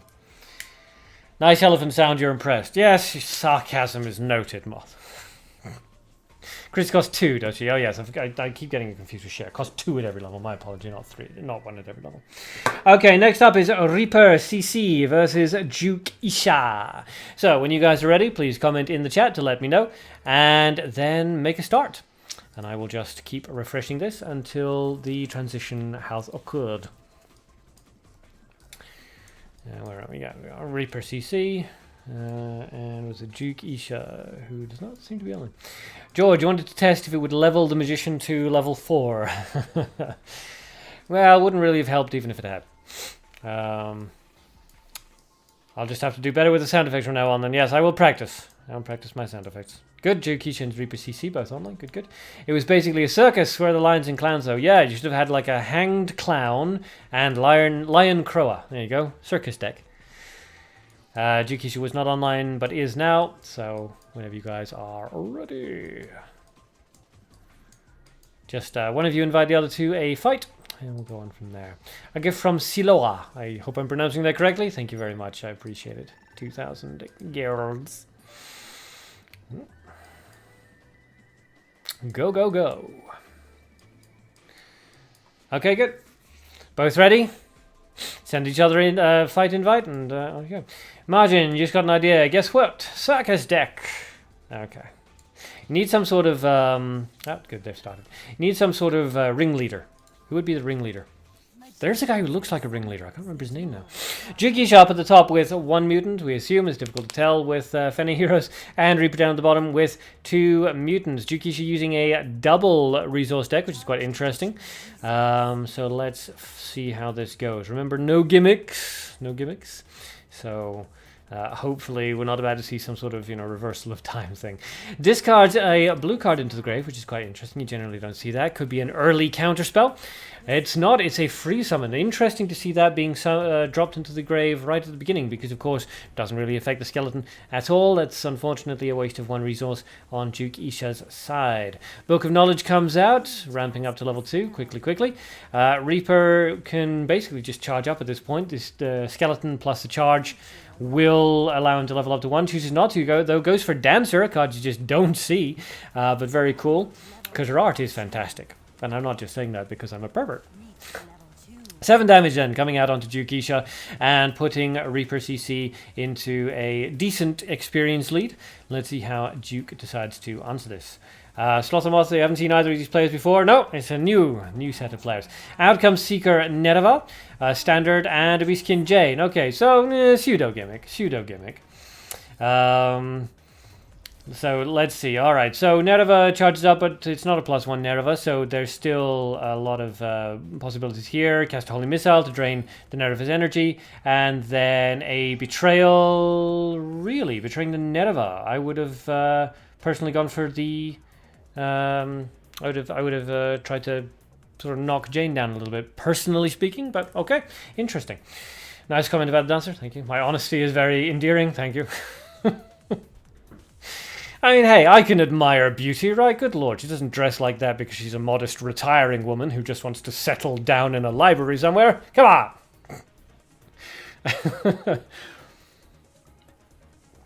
on! Besides, it's Arabian. It kind of makes me a little bit homesick for where I grew up. Out comes the magic missile, takes care of the skeleton. That's going to allow Jane to get the 7 damage off. And let's see, so that is now 7 damage on, oh, interesting, out comes another free summon. That's the Assimilated Euripides. That is going to be unfortunate because of the positioning there. Yeah, Reaper CC, what the hell just happened? Yeah, so he was hoping to bring out the Euripides in order to keep the Nereva on his side of the field, which makes sense now why I used the Betrayal. Unfortunately, it hasn't worked because of the way it has. Now, that is interesting. Normally, unfreezing happens after abilities activate. But for some reason, it hasn't happened that way with Euripides. Interesting. And Jukisha has said, yeah, I don't blame them. Yeah, so that's basically game now, unless Duke Isha can do something, but with 1 mana and 2 light, I really don't see how it's possible to stop this incoming damage. It worked. I know, we're also surprised. It's a Sloth Race of Moth. She's very white for being Arabian. Well, actually, not necessarily. Oddly enough, particular parts of India, you can get very not white, but on the white side of colored, I suppose it would be. But yeah, I mean, I knew some Indian people who were not quite as white as that, but almost. So, yeah. All right, so Jukisha just sportsmanlike about it, and Reaper also being very sportsmanlike about it. The Dancer, the Nerva, the Euripides. We get to see the Euripides. Let me finish you before you make any more excuses. That is just mean. That is mean. Mini B, there's one nice combo. Yeah, very well played on both player sides there. Nice little shutdown on that Nerva Jane deck. Very unfortunate for Jukisha. Very nicely done for Reaper. Okay, impressive, says Moth. I agree. Daniel, hello brothers. Kind of late for the stream. A little bit late. Moth, but it would be cool if she was darker. Yep, we do have some pretty cool darker skin cards. Would be cool if she was darker skin Dancer. I suppose so. You know, not to get off on a tangential rant here, but talking about diversity, constantly pointing out skin color is actually more racist than a lack of diversity. It's like, you know, I saw a dancer and I was like, oh, it's an Arabian dancer, that's fine. I didn't even notice what her skin color was. And then people come along and they go, that's not the right skin color. And suddenly it turns into this huge big thing. But what's more racist, right? Having her be very, very pale, but having nobody really pay any attention to the skin color, or pointing out the skin color all the time. It's like one of those, not calling it racist, I'm just saying it's one of those things. So, would it be nice to have her be a darker skin color to be more authentic? I guess, but do I really care about authenticity in a trading card game? Not really, so it doesn't really matter. You love Euripides. Yep. You're not talking about racism, it's about representation. Yes, which is, you know, a factor of racism. Because there was no diversity, there was no representation because of, you know, blah, blah, blah, and institutionalized what's it, and so on and so forth. And it's really a very uninteresting topic of conversation. I'll always remember Morgan Freeman, though. He was talking to a reporter, and it was Black History Month, and the reporter said, what do you think about it? Do you think it's good? Do you like it? And he said, no, I don't. I don't like Black History Month. I don't think it's a good idea. And he said, why not? And Morgan Freeman said, well, you know, you're Jewish, right? You know, we had a conversation about this earlier. Would you like there to be a Jewish History Month? And the reporter said, well, no. And Morgan Freeman said, yeah, that's exactly. And the reporter said, well, how do you think we should battle against racism and so on and so forth? And he said, stop talking about it. So I always found that quite interesting. Okay, so yes, very good. Next up is Brown versus Benasser. So when you guys are ready, please comment in the chat and let me know. And then on your marks, get set, go. Morgan Freeman, not a big fan of a lot of his comments. You don't need to be a fan of his comments. You just need to pay attention to the fact that a black person is saying, stop talking about skin color. Right? Doesn't matter who he is or what comments you like about him. Getting upset on other people's behalf is always very, very tricky. You were worried when you saw that free summon, Christian. Yeah, that's really interesting. Most of the time, any creature with an activatable ability will not activate that ability if they're frozen, because their ability is like activated first and then they're unfrozen kind of thing. The mechanics, the programming for unfreezing something happens at the end after everything else, but it doesn't happen that way with Euripides. Very, very cool. Very, very cool. Miniby, how many more rounds for second sub-battle? We're not in that yet. We've got, if you mean how many more rounds until the second round, we've got Brown versus Benasser now, and then Whippy versus Moth, and then it's the second round. Francesco, hello quickly to all. Yes, you're in, you're out. Okay, you've started. Good, I see. Spectate. Especially since Nerva moved to the other side before the unfreeze. Yeah, that was really, really interesting. Really interesting. Martin, unfortunately, I think stop talking about racism will stop the many atrocities result from taking place. You mean you're not a white person, you're speaking as a person of color, stop now. Yeah. It's fine. As I say, everybody has... oh, no, Aresius cancelled, obviously chose the wrong thing. Whoops. Yeah, not trying to turn into a political discussion, of course not. My attitude has always been, if you feel something strongly about something, do something about it. Stop talking about it. That's not attacking you, I'm just saying in general, you know. You can make as many placards as you like, you can shut down speech as much as you like, you can say as much as you like, but unless you're doing something about it, I'm not very impressed. Yeah, it's, game, who am I? I'm nobody. I will say it's quite interesting, though. I grew up in the Middle East surrounded by people of all different kinds of nationalities, colors, creeds, religions, all this kind of thing. If there was a black person standing there, we just said, it's the black guy. If there was a white person standing there, we said, it's the white guy. I didn't even know that racism was a thing until I came to the West. Which is, no, I just find that interesting. It's not a political commentary or anything. I just find it very interesting that if you grow up in a place that is literally a melting pot, you tend not to even think about that kind of thing. We thought about skin color in the same ways we thought about hair color. Okay, so, alright, there we are, good. Okay, so Brown down the bottom, Aresius up at the top, 1 mutant on Brown's side, Aresius, no mutants, using the L hero at the top, and Tina hero down at the bottom. Francesco, David, you want to quickly ask how time during the CGC pre-release? I don't know what you're asking, sorry. Going to press incredibly important, yep. Yes, make your voice heard. Do something, you know, as well. I mean, protests, don't get me wrong, very valuable. Definitely make your voice heard, but, you know, donate your time to something. Actually, you know, go out and help in, say, inner city areas. You know, actually get involved in the system. Do something. I mean, any idiot can, you know, retweet something or post something on Facebook, but if you feel so strong about something, do something about it, right?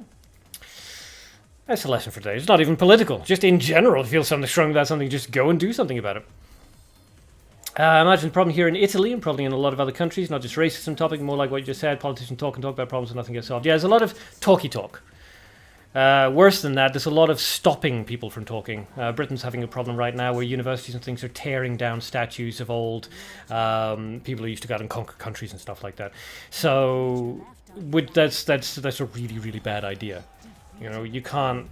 That's history denial. That's, we don't like this part of our history, so we're not going to talk about it and we're going to shut it all down. Very, very bad idea. So yeah, there's a lot of talking, there's a lot of stopping people from talking, but there's very little actual action going on. Neon, stop arguing about racism magic for the second round. Nobody's arguing. We're all kind of agreeing with each other. We're not signing off for the second round yet. Francesco, you completed all, but you need more PLA. Yep, everyone needs PLA. Everybody needs PLA. Even if you already have one, you need PLA. Aresius brings out a skeleton. So far, both players playing quite defensively, bringing out their little one-drop creatures, throwing out their single target removals. Both players just trying to jockey for position without using up too many resources. Skeleton comes out then and is answered by the Goblin Bomb Squad in front, and Brown then charges up again. Both players just trying to manage their resources very well here. Neon, also no comment for 2 Golden Garden Cats. I don't have a problem with people running 2 Golden Garden Cats. I know that that's supposed to be like a super big, you know, no-no right now, but I have an issue with it, personally speaking. Betrayal comes out, and that snags the Goblin Bomb Squad. The Skeleton's damage comes out, and that is going to be 12 damage on the field. Buttsnuts with 4 cards in the grave as well. Aresius could very well just revive and then kill, but it doesn't. Down goes the center creature. The Bomb Squad's still alive. Going to do that 6 damage, but it's going to immediately come back to Buttsnuts. Aresius levels up to 3 and decides to play an aggressive elf in the center. Kalpesh, you have Golden Garden Cats like 8 or 9, you just don't use them much now. Yeah. Christian, noob question, but how do you add cards to your store? Go into your binder, tap on the card, and then the bottom option will be something like register to store, something like that. Do that, set the amount of money that you want, and it'll be registered. Remember that you do need to go into the shop tab and scroll down to where it says free store, my store, something like that, and tap on that and actually register your store, otherwise you won't appear on the list.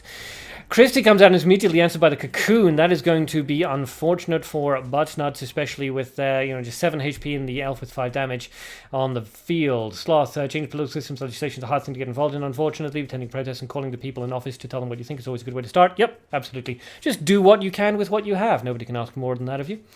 How long do they last the CGC pre-release? Francesco, should be 2 weeks. It's usually 2 weeks, but who knows? Nobody knows. Actually, I'm waiting for your GOP to love our GG Cats comment. I like the Golden Garden Cats, but yeah, I mean, they're nice. They're good. They're adorable, and they're just so solid. Good job, says Aresias. The Flame Mission, though, comes out, so Aresias may be taunting just a little bit too early there. And the Golden Garden Cat comes out right next to that Goblin Bomb Squad. So now, Buttsnuts with 12 damage on the field, charges up, does get a little bit of health back from that. Does Aresias have a Arrow of Revenge, though, is the real question here. Discards into darkness. Looks like it might be an Arrow of Revenge coming out, and it is. Out comes the Arrow of Revenge, and down goes Brown. Unfortunate for Brown, just as he managed to gain battlefield control and was about to really push back, Aresius comes out with that Arrow of Revenge, but that's why it's a good card. Well played to both players there. Good cards, good decks, good going. Moth, what I said about tearing down statues, completely agree. It cannot destroy history. It's important to learn from the truth of what happened, be aware of it, try to forget it all happened. All history is atrocity will be repeated. Yes, we are the mistakes we make as much as our successes, right? Is it good that Britain once wandered around conquering every country saying, you and you, go away, it's ours now? No, that's not a good thing. but it turned Britain into what it is today, and that needs to be acknowledged. And so on and so forth for every other country. So, good game for both players there. Next up is Whippy versus Moth. So, when you guys are ready, please let me know in chat. And then on your marks, get set and go. Francisco, thanks. You're welcome. You're welcome. Deadpool, exactly. Good. I really shouldn't be talking about this sort of thing. You know, it's like when you're having a conversation with somebody, the rule is never talk about religion, never talk about politics. So it's like, if there's any guaranteed way that I'm going to be like losing subscribers and everything is just going to crash and burn, it's by doing what I'm doing now. I should just... I'm very bad at that. I'm very bad at it. Okay, so Whippy versus Moth. Time to duel. You with me there? Pointless to argue? Yeah, good. Nobody should ever argue. Debate, absolutely. Debate is always fantastic, and I really, really enjoy debating with intelligent people. Nothing is more fantastic than actually having your mind changed. There's something just so liberating about the feeling of going, I had this opinion, and now I have a different opinion because somebody argued or debated successfully with me and convinced me of their opinion. It's a really nice feeling. So yeah, never argue, but always debate. You think it's important to talk about politics, but yeah, when it's my own show, it's dangerous. Yes. Yeah, it's not a good idea. So, Sloth and Whippy are both online. I'm just waiting for them to challenge each other to a fight and go into the transition phase. And then we will be into round 2. And Mini B and Neon are both already started up. You've both started? Yes, you've just begun to transition for me. Pardon me. So let's see, here we go. Oops. And if we're going to talk about politics, I suppose a safe subject for politics would be Trump! What an asshole, right? That's something I think everyone agrees with. Whippy up at the top with 3 mutants and Sloth down the bottom with 3 mutants. We've got gold, light, and dark up at the top, and mono, light, and dark down at the bottom. Pre-chark. What? Yes, everyone come to me for your political advice. Wow. Bad idea.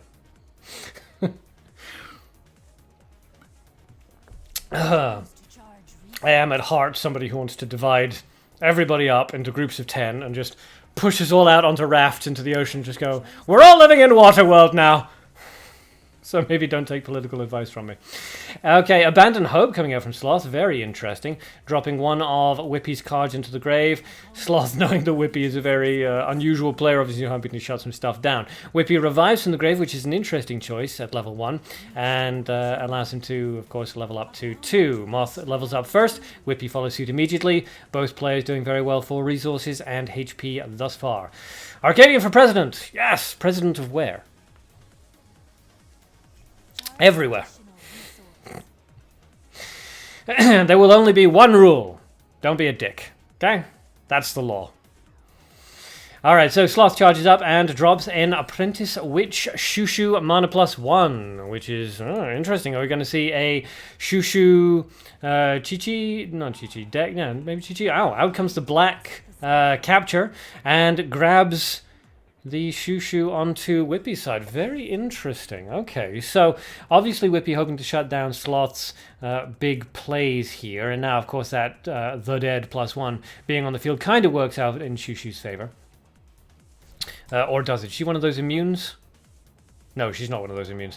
Trap in the Castle comes out, which is going to shut down that dead +1. So far, yeah, we're seeing some interesting stuff from Whippy here. We've got the Dark Capture and the Trap in the Castle, snagged the Shushu. Holy Missile comes out. That is going to take care of that Trap in the Castle, allowing the dead to get the 7 attack off onto Whippy. Let's talk about politics. Our channel does 1 week later. The Czech Republic. I wouldn't mind being the president of the Czech Republic. It's a nice place. Pretty, anyway. I don't know what the politics are like, but it's a pretty enough place from the pictures I've seen. Margin, you're really open-minded. No one ever managed to change your mind into something. You've always had the opposite. Are you too influential or too stubborn? Probably both. A person who has never changed their mind in their entire lives is somebody who is not really learning, has always been my opinion. Because nobody is accidentally correct 100% of the time. So I mean, your opinion has to change as you grow, surely, because you start out at a certain age with a certain amount of experience and information, and as you grow, you get more experience, you get more information. Your opinions have to change, unless they're changing very, very rapidly all the time, and nobody has a chance to keep up with you. Dark Summon would be clutch. Yeah, Dark Summon, okay. Shushu +1 or normal better. +1 is generally better. Summons the dead +1, and it actually couples with some other interesting combo cards quite nicely. But the normal one is also very good as well. Moth, what do you do? This is not what you expected. Well, if there's one thing you can expect from 5-swing Whippy, it's to expect the unexpected. Which, of course, once you expect it, it becomes expected, and it is no longer unexpected. Hooray for English language! Nevertheless, you know he's going to do weird stuff, right? Whippy decides to charge up, knowing that he has battlefield control, no real reason for him to do anything else, and the dead +1 turns its fury onto Sloth. Now, does Sloth have something like an Ice Spear or a Holy Spear, something like that that he can use to wipe the board clean? He goes for Abandon Hope, which drops 1 or 2 cards. 1 card still at this level, I think. And Byron comes out. Interesting. So use the Abandon Hope to drop a card into the grave and then bring out Byron in order to ensure that the Jumbled Zombie comes out with as high a value as possible. Now, that Jumbled Zombie is going to survive the trap, but it's going to be very weakened by it, which is unfortunate for Moth. Whippy has 3 turns now. He doesn't need to worry too much about what happens. He still has a solid battlefield control. Gallimir edge of the second round. Alright, I suppose I can start making notes now. So we have... Okay. So charges up, resurrects from the grave, and drops a Holy Missile onto the Jumbled Zombie, we assume. Yes, down goes the Jumbled Zombie. So it was Mini-B versus Neon, and then it was Gallimir for the second round. Gallimir. Okay, so the Tailor is now going to kill the dead +1, but of course, unfortunately, Shushu it has a chance of just immediately summoning another dead right back out onto the field, which would be problematic. Neon, yes, I've already added you, don't worry. You and Mini-B are the first fight of the second round. Sloth, your entire deck is countered right now. That is unfortunate. That is unfortunate. So, is it live consultation section? If yes, you want to ask something? Absolutely, Daniel. By all means, live consultation sections.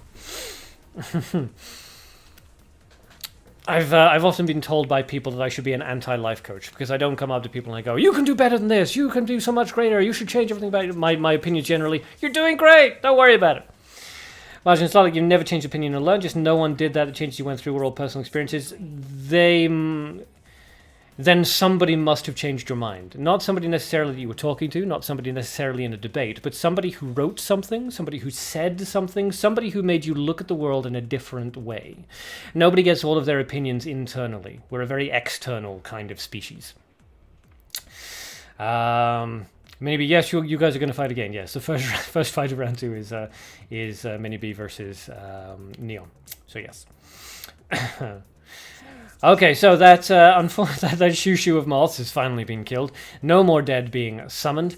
The Byron is going to take the dead down to 2 HP. The dead itself will, of course, then drop down to 1, so it will die on its own accord next turn. Whippy discards a Darkness card into the grave, saving up for something very, very expensive it looks like, or perhaps a Princess Alicia if he's going to bring something out into the center slot. Betrayal comes out. It's going to move the Byron out of the way. The Ritual of Darkness appears. Byron is zapped. Yeah, Whippy definitely saving up for something. And because of the Ritual of Darkness effect activating correctly, the trap actually got an attack boost, which is quite interesting. So that is 10 damage out on the field on Whippy's side. Can Sloth answer it? Let's find out. So he decides to charge up twice. Is he charging up a third time? He is charging up a third time. He is going to... oh no, okay, and then the thing dies. Cursed Painter comes out. Going to transform those traps into Cursed Dolls. There they go. Bing, bang, boom. Transforms all of those dolls. The Ritual of Darkness comes out onto the Cursed Painter. Gets a lot of stuff back. Gives the Cursed Doll some attack value. This is crazy. I love it. What is happening? Okay, so the Cursed Doll has gained... attack value, and Whippy has gotten all of this dark value stuff back. Sloth is now in a bit of an awkward situation here. Got to take care of that Cursed Doll, because you can't really afford to take the damage. Cool decks as well, and I agree. Out comes the Rachel Alucard. Interesting choice. Interesting choice. Interesting choice also. Block, he's decided, okay, because he's going to grab the Cursed Doll. Good plan, good plan. So that's 9 plus 3, so that's 12 damage out on the field. There. What just happened? What a voodoo. Yes. That voodoo that you do so well. Mine Canary. Oh, dear God, no. Oh, out comes the Ritual of Darkness. Yep, there it is. The Ritual of Darkness activates the Mine Canary. Mine Canary is going to activate. It's going to hit everybody. The Cursed Doll is going to deal their attack value. And then everybody that was hit, that's all calculated. And that's going to deal more attack value onto Moth as well. Oh, my goodness. The Canary's thing. Alucard's ability activates. Alucard's ability activating causes the Cursed Doll's effect to activate. It is absolute carnage now on the field thanks to these Cursed Dolls, and Whippy has won once again with a crazy deck. Fantastic. Oh my goodness, that was, well, that ladies and gentlemen is why we always look forward to a Whippy fight. The weirdest stuff comes out. Best combo 2017. Yeah. I am so glad that is saved forever into the live stream archives. That was bizarre. Okay. Best match of the day. I agree. That was fantastic. Yes. Well done to Moth for using the Alucard and everything. But yeah, outshined in terms of weird decks by Whippy there. Daniel, you want to ask this. Your friend is someone who goes to nightclubs so much and always asks you to join, but you always refuse. Now kind of keeps distance with you. Are you at fault here? No, you're not at fault. If you don't like nightclubs and your friend only wants to meet up at nightclubs, then, you know, if you both want to meet up, then you should both go somewhere that you both enjoy, right? Your friend can go to nightclubs, that's fine. You can go do stuff that you enjoy, that's fine. But when you meet up, go and do something that you both enjoy. If you guys aren't sort of willing to compromise on that, then, yeah, then obviously the friendship is probably not where it should be. But yes, just compromise. Find something that you both enjoy doing. Let's see what just happened here. What a game. Canary, good game. How did you use it to summon 2 dolls? It's because of the effect of the Cursed Painter +1. It transforms cards into Cursed Dolls. So it transformed all of the existing traps into Cursed Dolls. And then he ritualed the Cursed Painter, which gave the Cursed Doll an attack value. And then dropped the Mine Canary. It was absolutely insane. That was fantastic. Calpesh, you're up for a second round. Good. Okay, you can be fighting Galliamir. There we go. All right, so round 2. I haven't thought of any modifiers, so screw it. We'll just have another free-for-all.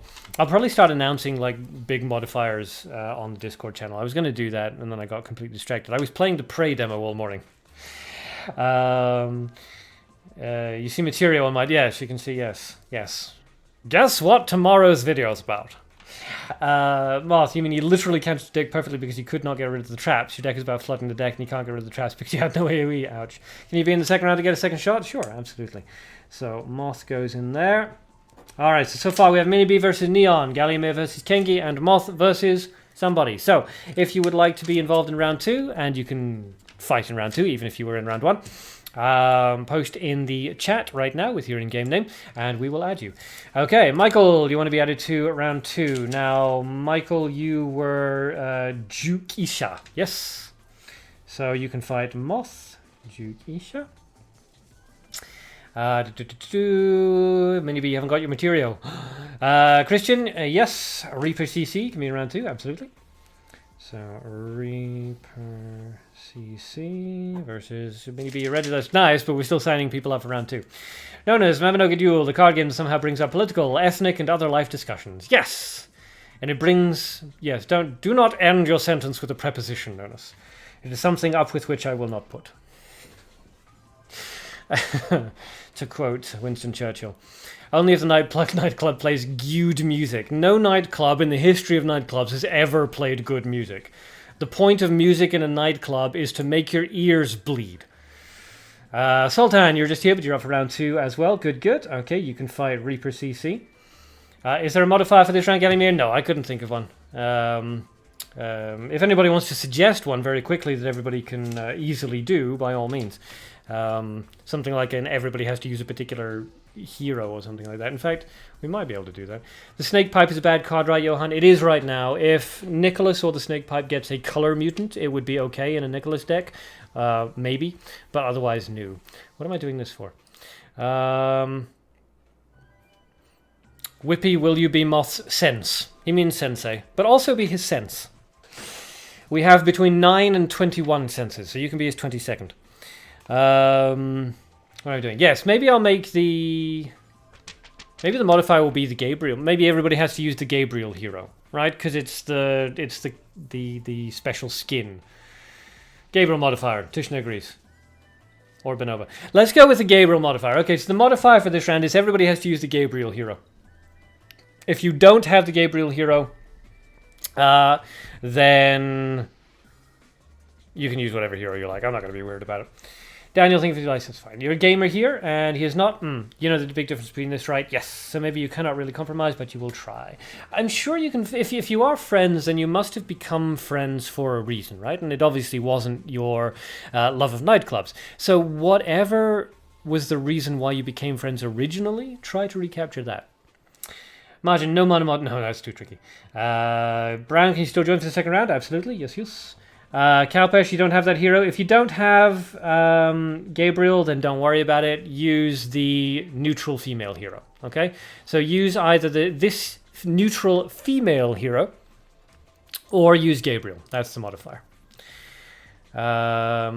What's a wing spell? It's a light spell. I don't know why, but some of the cards and heroes in the game reference light spells as wing spells. They tried to move stuff over.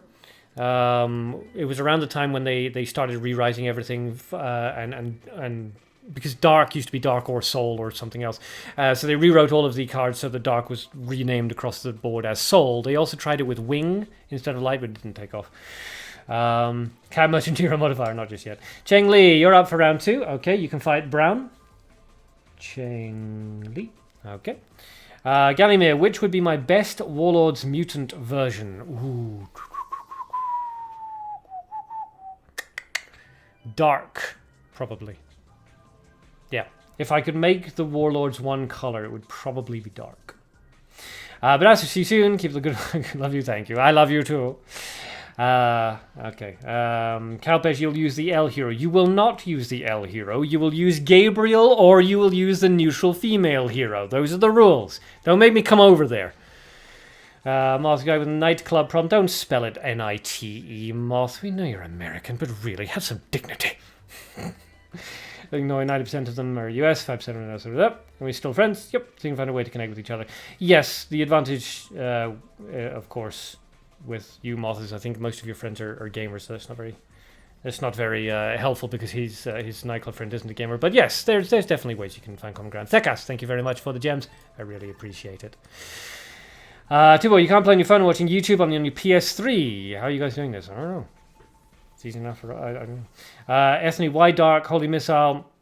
It doesn't matter. Holy Missile is irrelevant because the Warlords can be removed by single target removals anyway if they're not in the center slot, so it makes no difference. But I would like it to be Dark resources because it frees up the other resources to actually act as defensive resources. No one can play a card till level 3 modifier. That would be interesting. Yeah, that would be interesting. Most of your friends are not gamers, only company friends are. Your friends only met in real life. Oh, well, fair enough then. Yep, Sultan's IGN is rough here. So, currently we have Mini B versus Neon, Galiamir versus Kengi, Moth versus Juke Isha, Reaper CC versus Sultan, and Brown versus Cheng Li. Please make sure you guys have all added each other as friends in the game. I imagine you change color of one of the chief of staff would be so great. Well, the chief of staff of both. They're not very useful anymore. They were fine being the same color because they cost so little, but their effect is no good now. Everyone's trying to apply to be Whippy's Padawans, which is awesome. So, yes, please make sure everybody has each other added as friends, and I think everyone's finished signing up, so that's fine. That gives us 5 battles. That's a good amount of battles. Mini B versus Neon up first then. So, Mini B and Neon, when you guys are ready, please drop a line in the chat, and then ready, set, go. Moth, you have to remember your music theory major, getting a master's degree so you can teach music to kids in Iceland. Not many people you tend to meet play games, unfortunately. Yes. Yeah.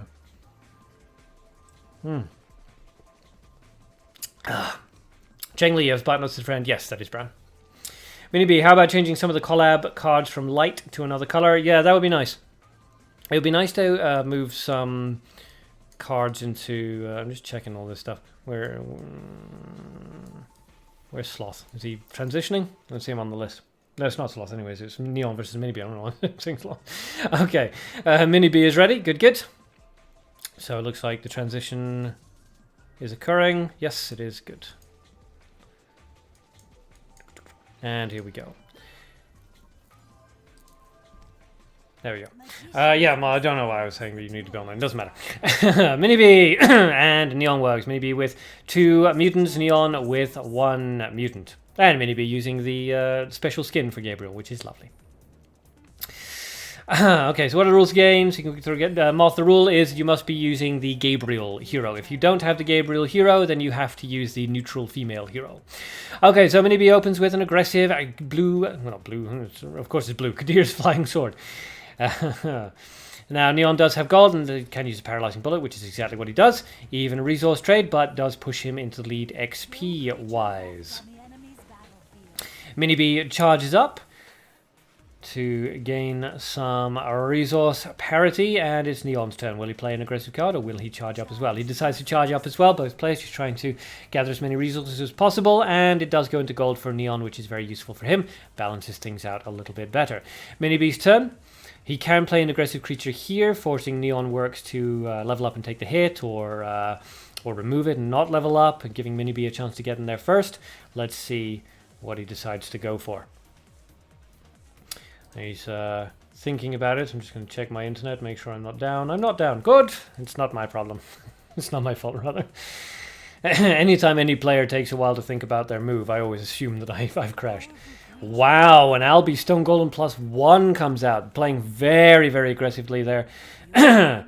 Neon basically has to drag that to hell or take the 7 damage. No real options here. Does go for the drag to hell. Okay. Alright, so a bit of a gamble on Mini B's side, but at least it did allow him to level up first. So he does take kind of the lead in pacing.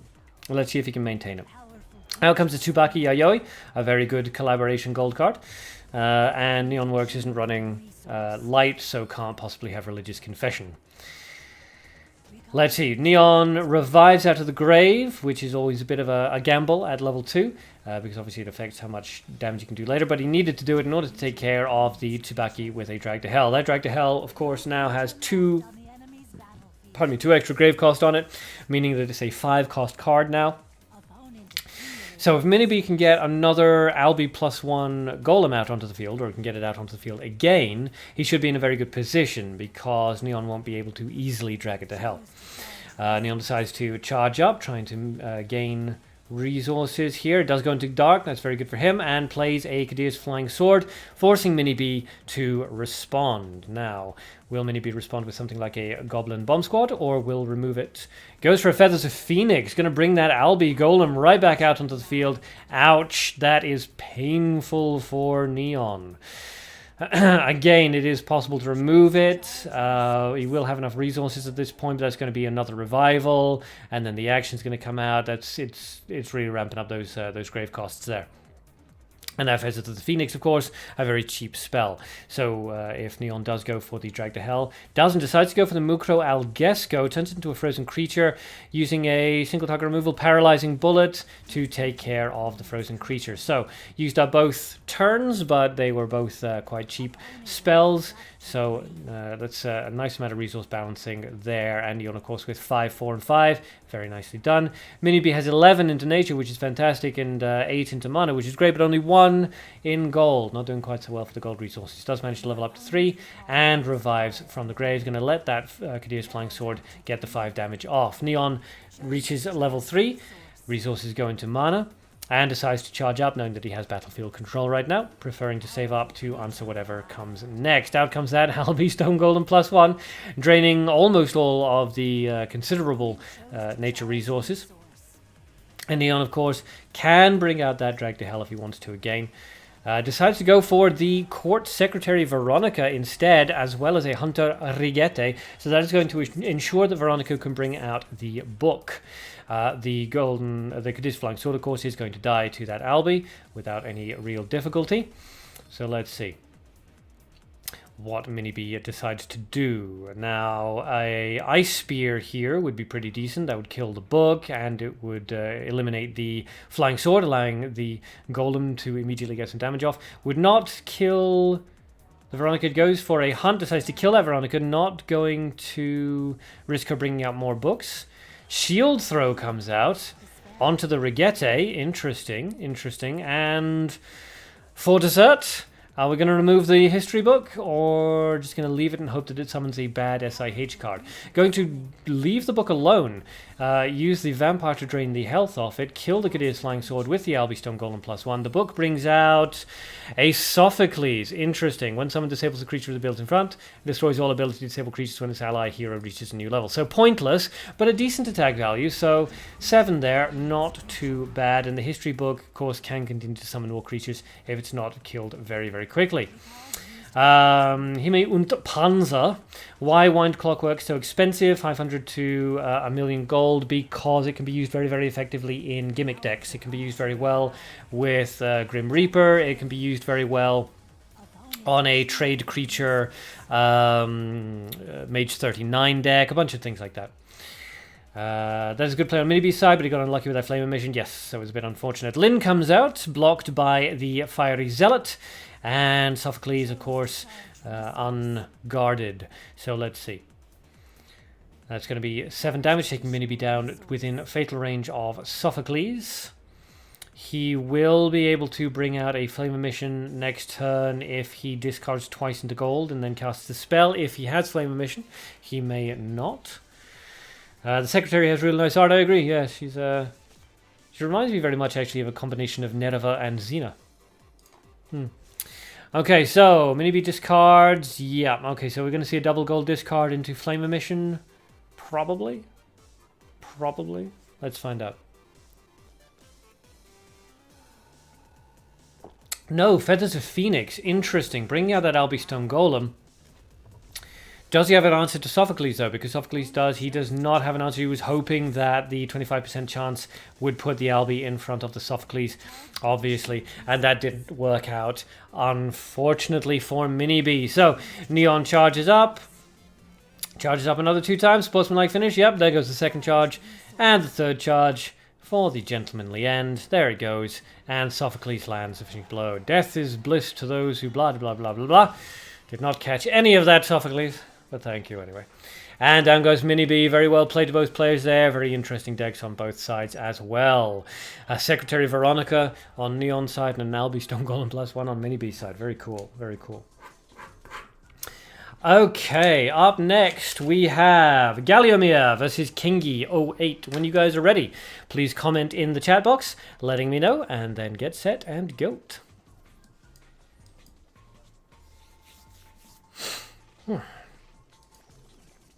Sophocles is quite well spoken, yes.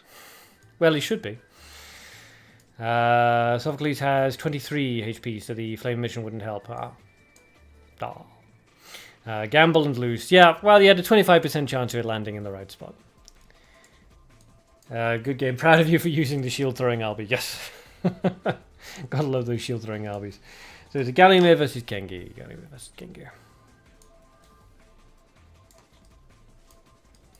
Okay, Kengi's ready.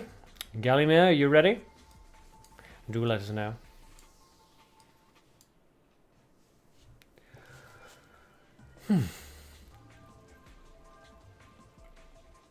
Woof, it's hot in here. Fan myself with my duck. It's not helping at all. It has water in it from Japan. Never mind. Good luck, Galiomir. Well, he may not need luck if he doesn't appear. But hey, 2 times I'll be revived. Yes, you won the battle. You lost the battle, but won the war against the odds. Yes. And Ganymede's ready. Good. Excellent. Moth, trying to find your old Turk shield throw deck for your next battle. We must have purged it while clearing out some decks because the version isn't very good in the new meta now. Yeah. Yes. Okay. Just waiting for Gallymere and Kengi to transition. Now they're both online. And then we have Moth versus Jukisha, Reaper CC versus Sultan, and then Brown versus Cheng Li, and that will be the end. We're not having a third round, Nick Snow. There we are. Gallymere versus Kengi. We are going for something else. Spectate. How do you get that background? What background? Well, the background behind me is a green screen. Okay, so Gallymere opens with a very aggressive Golden Garden Cat, banking on Kengi not being able to bring any decent, not being able to get the right resources, and he gambled correctly. Everything went into darkness for Kengi there. Margin, you have an unusual question. You have a picture of, you have a picture of now I used in today's video background. It's really pretty. Yep, absolutely. I'll fish it out for you. Just remind me on Discord. Send me a message. I'll give it to you. Out comes the command hunting. Takes care of the Golden Garden Cat, which is immediately replaced by an elephant. Both of them in the slot just to the right of center, which is quite interesting. Some sort of plan there. Goblin Shredder comes out. Fantastic card for PvP, but we just haven't seen it recently, which is quite interesting. Takes care of the elephant and remains on the field, of course. I mean, I didn't find a real-life MD wallpaper I put up on the wall of my bedroom. Yes. Well, A, no, I didn't. And B, this isn't my bedroom. Imagine will do. Thank you. No problem. Okay, out comes another Golden Garden Cat, not in front of the Goblin Shredder, and not in the middle again, just to the left of the middle this time. So Gallymere obviously not ramping up towards command hunting. So we're looking at some sort of center creature summoning deck, probably. Some sort of Materio or Nicholas, it would look like, based on the resources. And when did I start the first tournament? First tournament was 2 weeks ago, I think. 2 weeks ago. Devcatcher make a skin for Elysis. I think they have an extra skin for Elysis, don't they? Not sure. Could have sworn they did. You want skin for your favorite hero? I am pretty sure there's an Elysis skin, but not 100%. Okay, Piolet comes down, takes care of that Assistant Anna, goes right back into Gallymere's hand. Of course, the Assistant Anna doesn't actually die, goes into the cutting box, but that does prevent her from dealing any damage immediately. Cutting, okay, so Flame Mission comes out, takes care of the Golden Bomb Squad, does a little bit of damage to the cutting box and the mass field, kills the poor little Golden Garden Cat. Poor little kitty. Pauvre de chat. Out comes the skeleton, a big sort of field of dark creatures here. Skeleton, cutting box, okay. And Hunter Piolet comes out and is immediately cocoon trapped. That is unfortunate. Kengi has a Piolet too, you think, Moth. Interesting. Assistant Anna is now resummoned out of the cutting box. Paralyzing Bullet comes out, whinges the cocoon enough that Anna will kill it. And that is boom, boom, and out. Wow, you're incredible, says Gallymere. And revives from the grave. Kengi also thinks Gallymere is incredible. Golden Garden Cat is now blocked by, blocks the Magician Masked Field. And a Holy Missile comes out to take care of that Magician Masked Field. Fair enough. The Skeleton and the Assistant Anna both still on the field, though. That's 12 damage incoming. That's going to take Gallymere down to 8 HP, which is not a great place to be. The Paralyzing Bullet comes out. Paralyzes the Golden Garden Cat, does enough damage that Hunter Piolet can come out, snag the Golden Garden Cat, and pop right back into his hand, as Moth predicted. Kengi does indeed have a Piolet of his very, very own. Okay, discard into nature. Saving up for something we have to assume, because no discarding again into nature. Hunter Piolet comes out, takes care of that Anna, and refunds its own cost. Skeleton still out onto the field. Now, if Kengi has an Arrow of Revenge, that's game, and there we go. There's the Arrow of Revenge, and the skeleton damage means that that is game. Kengi discarding into the grave for no easily discernible reason, and plays the Christie, not being very sportsmanlike. Skeleton lands a finishing blow, and that spells doom for Gallymere. Well played to both players there. Very good decks. And very well done. You knew you had more. Yes. And now Nick Stalker's popping out. Give me that PLA. Everyone wants your PLAs. Gallymere. Arrow to the face. Okay, alright, good job, Gallimir and Kengi. Well done, well done. Next up is Moth versus Duke Isha. So, when you guys are both ready, please let me know in the chat, and then get set and go. Switch that across there temporarily, there we go. Good game, says Gallimir, and I agree. Very good game. And those PLAs just ping, ping, ping, ping, ping, in and out. You aren't friends, you don't think? I told you guys to add each other. Juke Isha, Jukeisha. Kelpesh, that was for killing your bunny girl. Okay, that was revenge apparently. All right. Let's see. So Sloth is online.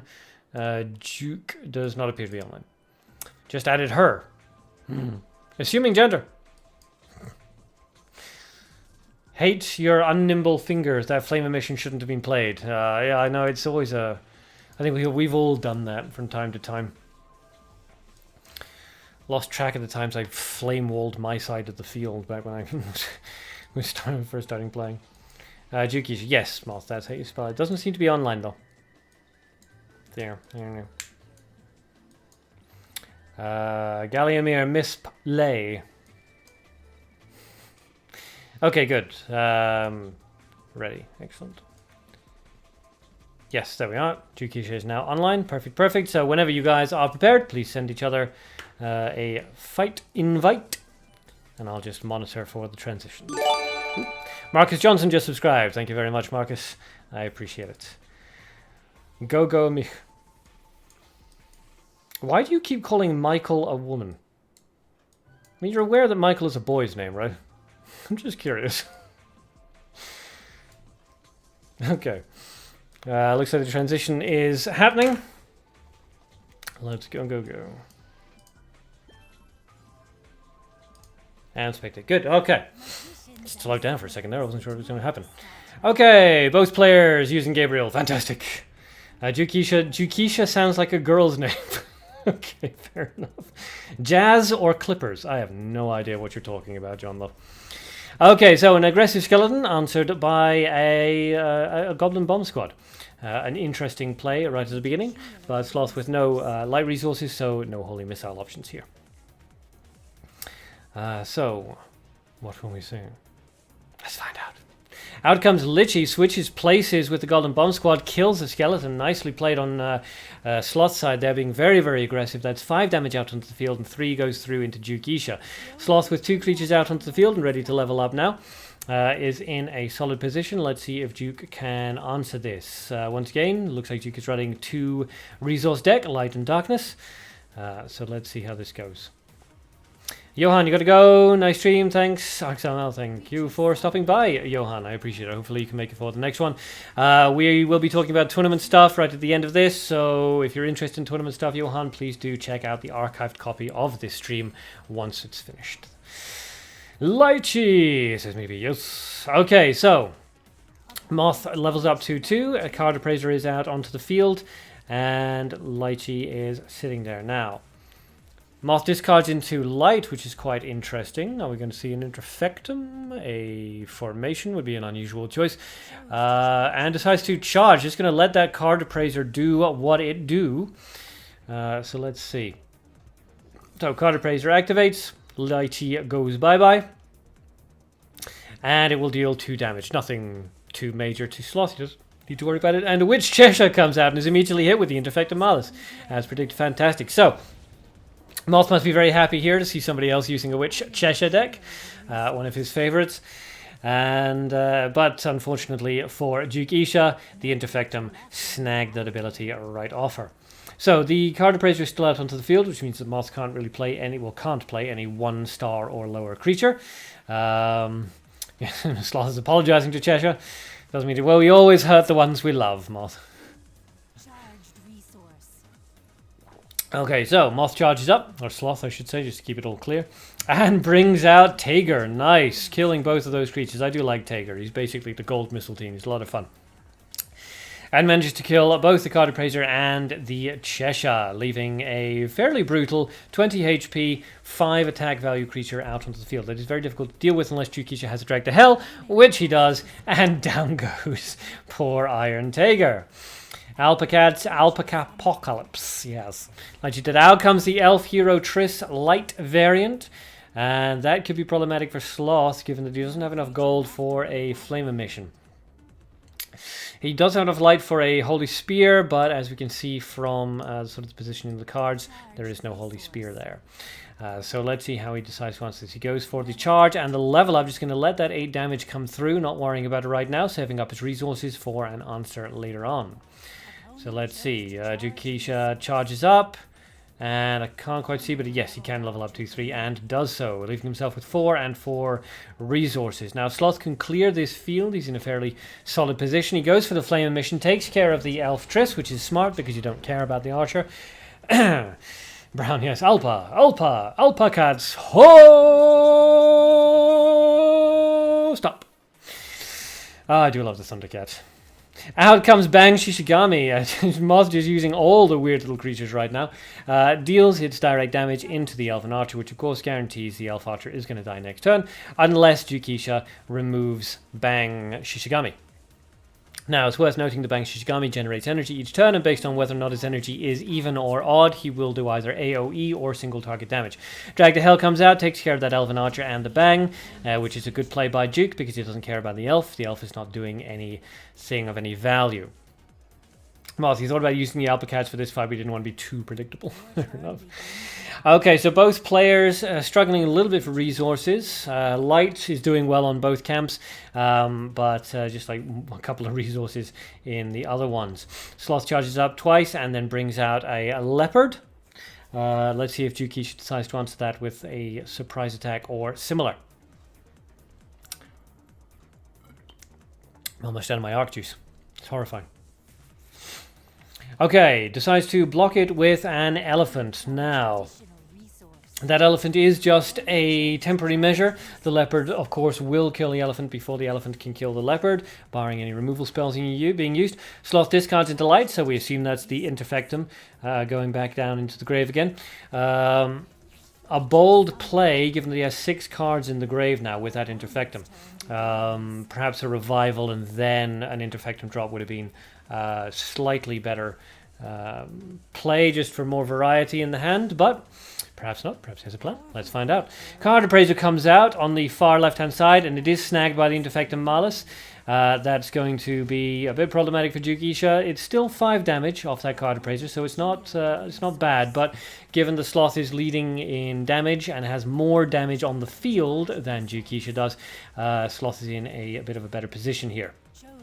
That leopard, of course, is within KO range of virtually any removal spell, but Jukisha only has darkness, so not much left there. Stone Curse snags that elf. That's also a little bit unfortunate for Jukisha, because all that means is the Card Appraiser is just going to keep smacking into the petrified creature until it frees the elf. John Love, what you be sipping on? I be sipping on my arc juice. It is the source of all my powers. This must be what pure bliss feels like, apparently. I'm not sure if that's sort of bright and cheerful or a little bit sad, really. If Gabriel has felt so little happiness that this is pure bliss. Alright, let's see. Sloth does have enough resources here for removal spells. If he can get rid of that elephant, then the elf and the leopard together will deal fatal damage, but may not have their thing. Decides not to. Charges up the 3rd time. Brown gone crazy, yes. Brown be cray-cray. Okay. The Card Appraiser is going to free the petrified elf on this round, so Jukisha definitely needs to deal with the elf and the leopard, and really doesn't have much of an options. Many options here, does he, unfortunately? The Card Appraiser is going to kill the petrified creature. Can't remove the petrified creature because the elf is going to have more damage than more health than the Card Appraiser can deal damage thing. So yeah, very awkward position for Jukisha now. Drops a Growthvine Dark, very interesting, down in front of the elf, and the Card Appraiser frees the elf from his imprisonment. Now, does Sloth have enough resources to do... Well, I mean, he does. He has the Flame Mission in his hand. All he needs to do is sort of discard maybe into gold and bring it out. Decides to bring out Persona Lan instead and performs a charge or something. What does this arc juice consist of? Nobody knows. Its ingredients are a secret, shrouded in mystery and guarded by 10,000 virgins. Some say it contains the tears of my enemies. Some say it contains the blood of the mountain god that I slayed with my slingshot and slipper. But nobody knows the real truth. Okay, so Duke charges up, trying to regain some resource parity, although at this point it is difficult. These 2 resource decks obviously always have difficulty in the later game against 3 resource decks. Jukisha says, good job. Is it Kool-Aid? It could be. I'm not telling. The card appraiser deals a little bit of damage. The growth vine deals a little bit of damage, but that is game. Is Kool-Aid with extra sugar? Ooh, that sounds awful. You feel like teeth rotting. Sloth, with more shit talking. I'll engulf you in darkness, he cries. Charges up. The growth vine, of course, getting its charges off that, but it doesn't really matter. Persona Lan, about to land the finishing blow. There we go, the 3rd charge, and we all get to see what Persona Lan says when he lands the final thing. Hiya! Apparently, he's a karate master, for some reason, in kind of exaggerated medieval European knight armor. Flame Mission! Ooh. Well, he didn't use Flame Mission the last turn when he could have, so he wanted to finish off with Lan, I assume. Maybe. Congratulations to both Moth and Duke Isha. Interesting decks. Well played. Very good to both of you guys. You wanted to use Lan. Yes. I had Greibel hero, but she suck. What's a Greibel hero? Sounds horrifying. Some sort of Germanic monster. A Greibel. I have nightmares about that. Okay, next up is Reaper CC versus Sultan. So when you guys are ready, please comment in the chat to let me know. And then on your marks, get set and go. Gift from Twilight. Thank you very much, Twilight. I appreciate it. 10 gems. Nice. Greibel. Yeah. Oh, stop repeating it. It's freaking me out. I think something's going to wait in the Black Forest. Benny B should have used the Queen against Neon. Yes, that would have been very good. That would have made Majin's day. Anybody here good with a pencil, pen, or tablet? What, you to draw the Greibel? You paid to do the Greibel. Okay, good. Reaper CC and Sultan are both ready, so invite each other to fight, and I will look out for the transition. Whippy, can you battle? Unfortunately, round 2 is we're not signing up any more people, and this is the end of it because we've got to get into the tournament conversation stuff. There we go, Reaper CC. Okay. How many gems did I use to get, not Mysterio. Mysterio is a Spider-Man villain. I assume you mean the Knight Templar Materio. I used 200 gems, I think. I dropped like 200 gems into the CGC thing just to get a general idea of drop rates, and then realized they were appalling, as I predicted. Okay, so very aggressive elf and Kadir's Flying Sword. The elf, of course, answered by the Goblin Bomb Squad. Firebolt comes out to take care of the Kadir's Flying Sword. So, aggressive counters on Rafir's side there. A 2-cost removal spell to remove a 1-cost creature, and a 2-cost creature in the Goblin Bomb Squad to remove a 1-cost creature in the elf. Isn't Mysterio also the name of that terrible magician season peacock? No, that's Mysterious Magician, something like that. Not Mysterio. Sloth is going to battle Whippy off stream later tonight. Good. Do be sure to let everybody in the Discord channel know so they can all spectate. Out comes a fugitive share -1. Good grief. A -1 share. I don't think I've ever seen a -1 share be played before. Gabriel. Calpesh, you still misspelled it. Gabriel. Just Gabriel. Out comes Kadir's Flying Sword on the far left-hand side. Rey Mysterio. No one? Nope. Okay. No. Okay, so Reaper CC answers the Kadir's Flying Sword with an Automata Eliza. That's going to block the Kadir's Flying Sword effect, and then Eliza, of course, will jump across to the left and boost up her attack value unless Rafir decides to block. Hunt comes out, takes care of the Eliza, of course. Should To make a private show out of your training with Whippy, yes.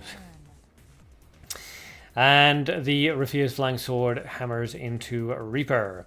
Okay, so Reaper with 2 actions ready to go decides to drop the hunt, takes care of that Flying Sword, and levels up to 3. Rafir, of course, already up there, and leading slightly in terms of resources. Brings out a Detective Christie, gold +1, which, of course, because it's a +1 variant, means it starts with 4 energy, which means that if it survives into the following round, it is guaranteed to be able to summon Beast Arthur. Surprise attack comes out, takes care of that Christie, leaves the important clue alone, of course, because it's not important.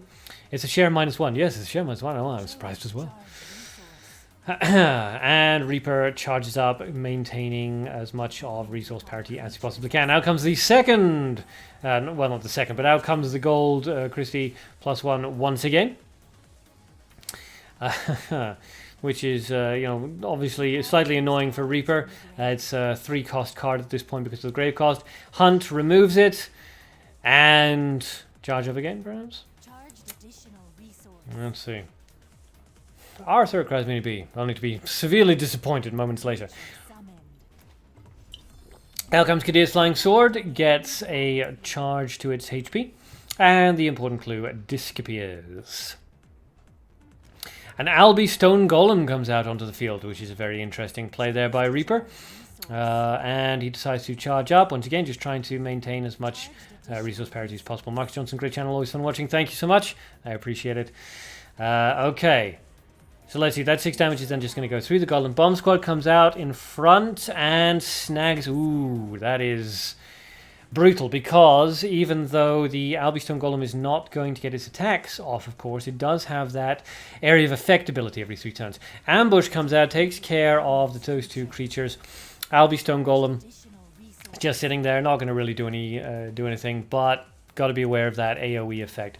Out comes the Automata Eliza, which is going to need to be answered, because obviously with 10 attack value increasing every time she moves left, it's going to be problematic for Rafir if he doesn't shut it down immediately. Fortunately for Rafir, he does have a lot of resources, and Eliza's HP is pretty low. He drops the Golden Bomb Squad 1 space to the left so that Eliza will move over. Attack value will decrease. There he goes. Bye-bye attack value. Can't quite kill the Golden Bomb Squad, but the Golden Bomb Squad isn't going to kill her either. Divide Earth comes out, returning Albystone Golem into the grave. Mukro Algesco comes out. Very nicely played there by Reaper. Very expensive bunch of removal spells and things there. The Divide Earth and the Mukro Algesco. The Hunt comes out immediately, takes care of Eliza. Rafir now with the in the lead with resources. Drops another Gold Christie +1, which again is kind of pseudo sort of gimmick, but we'll let it slide because it's not really hardcore. The surprise attack comes out, takes care of that Christie. The important clue once again left sitting there undiscovered. And Reaper charges up twice, I assume. Yes, there we go. Gold Christie +1 is a bit cheap. No, it's cheap in like a whole variety of different ways, yes. But I mean, that's why it goes for millions. Kadir's Flying Sword comes right back out onto the field and is answered by a Kadir's Flying Sword from Reaper. Not going for the block because of course there's no point. The first Reaper, the first Kadir's Flying Sword place would kill the second one. It does charge up its attack value. Another Hunt comes out and down goes the Kadir's Flying Sword on Reaper's side, and Rafir charges up twice. That is one way in which it is not cheap. Yes. It's cheap in a whole variety of ways, except in actual cost off the player stores. In that particular instance, yes, it's super expensive. Reaper drops an aggressive elf and charges up twice. Are we going to see another Gold Christie? We're going to see a Goblin Bomb Squad. Okay. No more Gold Christies right now. It looks like Rafir is going to try to wear down this way. Interesting. Okay, so Windblade Taeon comes out, injures the Kadir's Flying Sword a little bit. Not enough for the elf to kill it, unfortunately. But shoves the elf out of the way of the Golden Bomb Squad, which is quite interesting. Reaper then charges up the remainder. And it is Rafir's turn. He goes for capture. That is going to snag the Windblade Taeon out of the way, and that is going to enable the Golden Bomb Squad to land the finishing blow. Congratulations to Rafir, and well played to Reaper CC. Very well done on both play sides. Gold Christie is tired. She needs to rest, yes. She's been hunting for clues, all to no avail. She hasn't managed to find a single one. Okay. Last fight of round 2, and please remember we are about to talk about tournament and tournament sign-ups, rule sets, and prizes immediately after this, so please hang around for that. But the last fight of round 2 is going to be Brown versus Cheng Li. So when you guys are ready, please let me know in the chat. Brown's already let me know, he's on the ball. And send a battle request, ready, set, and go. She keeps getting surprised and attacked and hunted before she can find any clues, yes. That Christie really got you, Christian. Yes, don't feel bad about that. Christie +1, Gold Christie +1. Very, very difficult kinds of decks to fight against. Mini B, you are pre-registering. No such thing. I told everybody on Facebook and everything that the sign-ups will be held in the Discord channel immediately after the live stream, so everybody could sort of get ready for that. All right, where are we? Looks like they're beginning to transition.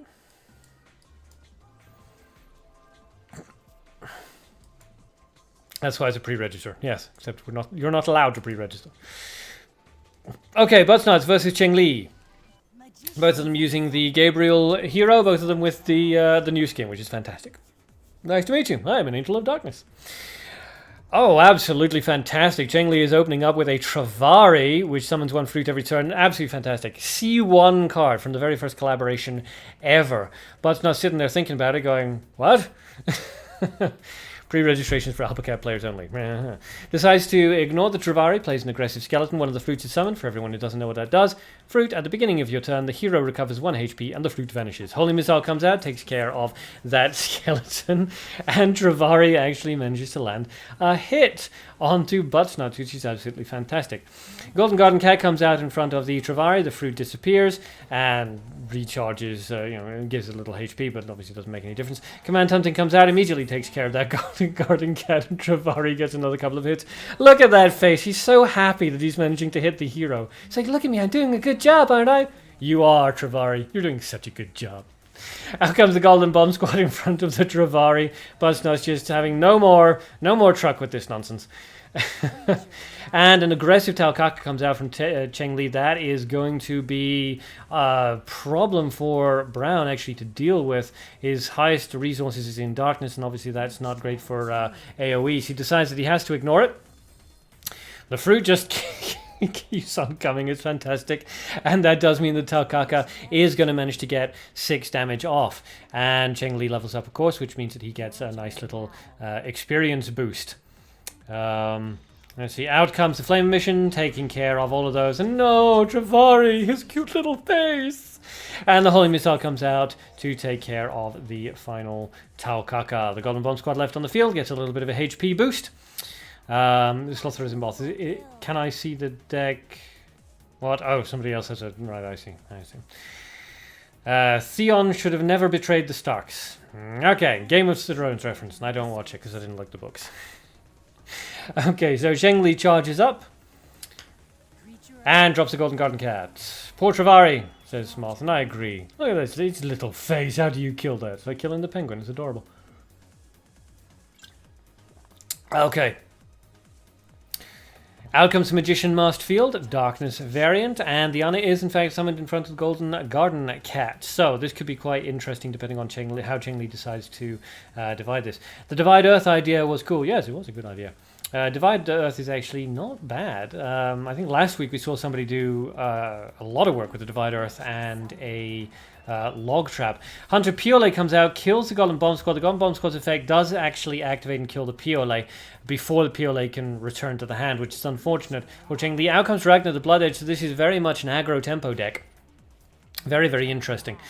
And the Golden Garden Cat does a little bit of damage to Ana. Hunt comes out taking care of Ragnar, which is quite interesting. Not the Golden Garden Cat, leaving that one alone. And a little bit more of damage. Travari actually did a lot of work, put Cheng Li in the lead. Yeah, Travari did good there, did very good. The Golden Garden Cat, of course, still out onto the field. Now, Cheng Li can remove Ana and the Masked Field, but may decide not to bother. Decides not to. Goes for the charge and the level up, just to get as much sort of HP as possible and to get equal with Brown in terms of number of actions. Panchetti, you have to leave now. Awesome stream as always. Thanks so much. Thanks for stopping by. I appreciate it. Hopefully you can make it to the next one. Camera, hello. You need to go to sleep. Please allow you to pre-register. Okay, fair enough. All right. Yellow Dragon then. I'll make a note. Oops. Gone. Okay, you're pre-registered if you have to actually go to sleep. All right, so Cheng Li performs charge, brings out Princess Il Aggressor. Very interesting. Drops it on the far right. Of course, it shoves itself to the middle slot. You can't put it anywhere else. The Christie is a cruel card. Not many people can survive her. Yes, she's a very, very strong card to have to deal with. So Il Aggressor out onto the field in the front here. And out comes a skeleton which is snagged by a cocoon trap. Unfortunately, not a great trade for Cheng Li, but not terrible. Busnut's deciding to go for a complete aggressive play here, dropping the Golden Bomb Squad on the far right-hand side. That coupled with the Magician Masked Field and so on and so forth. He's hoping to just burn down Cheng Li very, very quickly. Christian, that's why the shares in the deck. Cheap bait for putting things in the center for Divide Earth. Yeah, that's a good plan. The Il Aggressor, of course, kills Diana, but because the Magician Masked Field is still alive, Diana just goes into a cutting box. Christian didn't realize share was one cost and -1's hurting her. Don't have any other light shares. Always go for a +1 share if you possibly can. Kengi, you're pre-registered too. Everyone's deciding that they're pre-registered, and you're not. Only Yellow Dragon is pre-registered. Well, to be fair, I think I did actually say that Kengi could be pre-registered a while ago.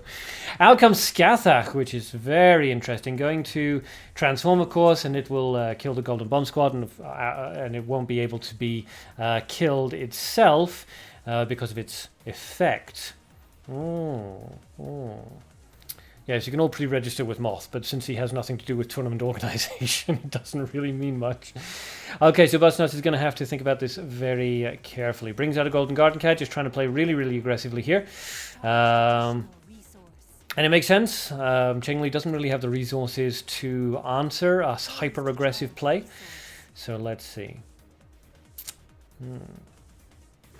Okay, so Busnut charges up for the rest, gets that 2 damage off, does a little bit of damage to Skathach, no big deal. Il Aggressor kills the cutting box and opens up a space for herself.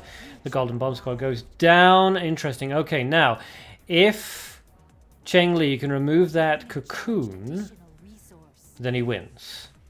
If not, then he loses. So let's see. Does he have a way of removing that cocoon? He's charged twice, and that's not a good sign. Let's see.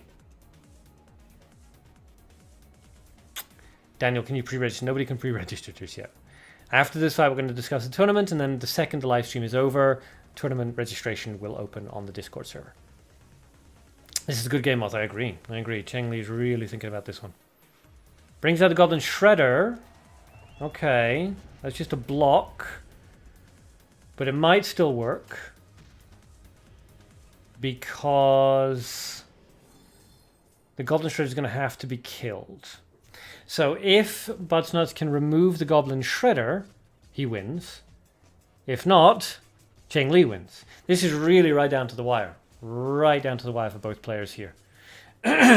Cheng Li could have won last turn but couldn't quite make it. Budsnuts can win this turn theoretically, but may not be able to quite make it.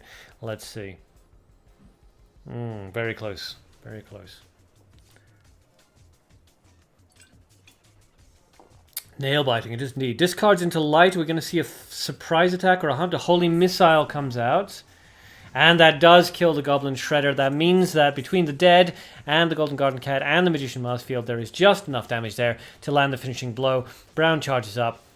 And down goes Cheng Li. Very, very close fight. And a fantastic fight to finish round 2 on. Really well played to both Brown and Cheng Li there. Very, very good. Very, very good. And nice to see somebody using Il Aggressor. Very impressive. Okay, that is it for round 2. We are not doing round 3. because it is already 10-6, which is ridiculous. And we need to talk about the tournament now. So everybody please hang around, because we are about to discuss the tournament setup, the format, the rule set, the prizes, and what you need to do if you want to be a part of the tournament. So, shall I relax a little bit and gather my little notes on the stuff? We've been here forever, we have. But it seems like just minutes, right? Because time flies when you're having fun. Right? Right? Okay, so, first of all, let me just pull up the details here on the Discord thing. Boom. Okay. Now, I'm pretty sure I pinned that. If I didn't, I'm an idiot. I pinned it. No, I didn't. I'm an idiot. No, I didn't. No, I didn't pin it. I'm an idiot. Never mind. I'll scroll back up. There we go. Okay. You wouldn't still be here if it wasn't fun. Good. I'm glad to hear it.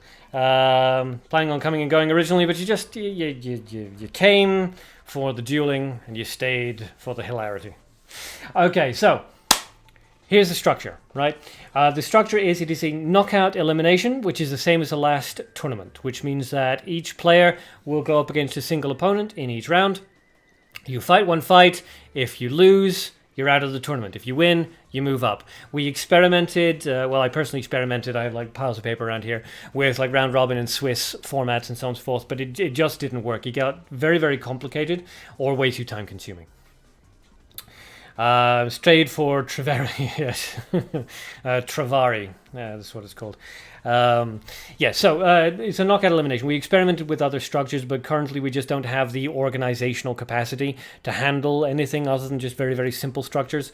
So for now, knockout elimination.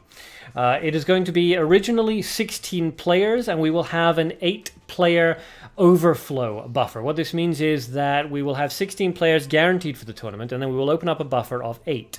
If only a couple more people after that join up, then those people will be substitute players, and they will be brought into the tournament if any of the original players have to come out. But if the overflow buffer does hit 8 people, we will expand the tournament out to a 24-person tournament. Okay? So, knockout elimination, 16 players originally with an 8-player overflow buffer that may transition into a 24-player tournament. Next up, rules. I'm pretty in your face today. You love it. Good. I will be more in your face all the time then, shall I?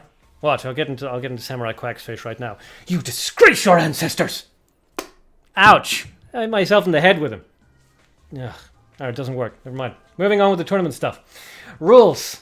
Gimmicks are not allowed. Now, to be clear, this means hardcore gimmicks. This means dedicated Jurgen decks, Gates of Hell decks, Wave of Life decks, dedicated Christie +1 decks, things like that.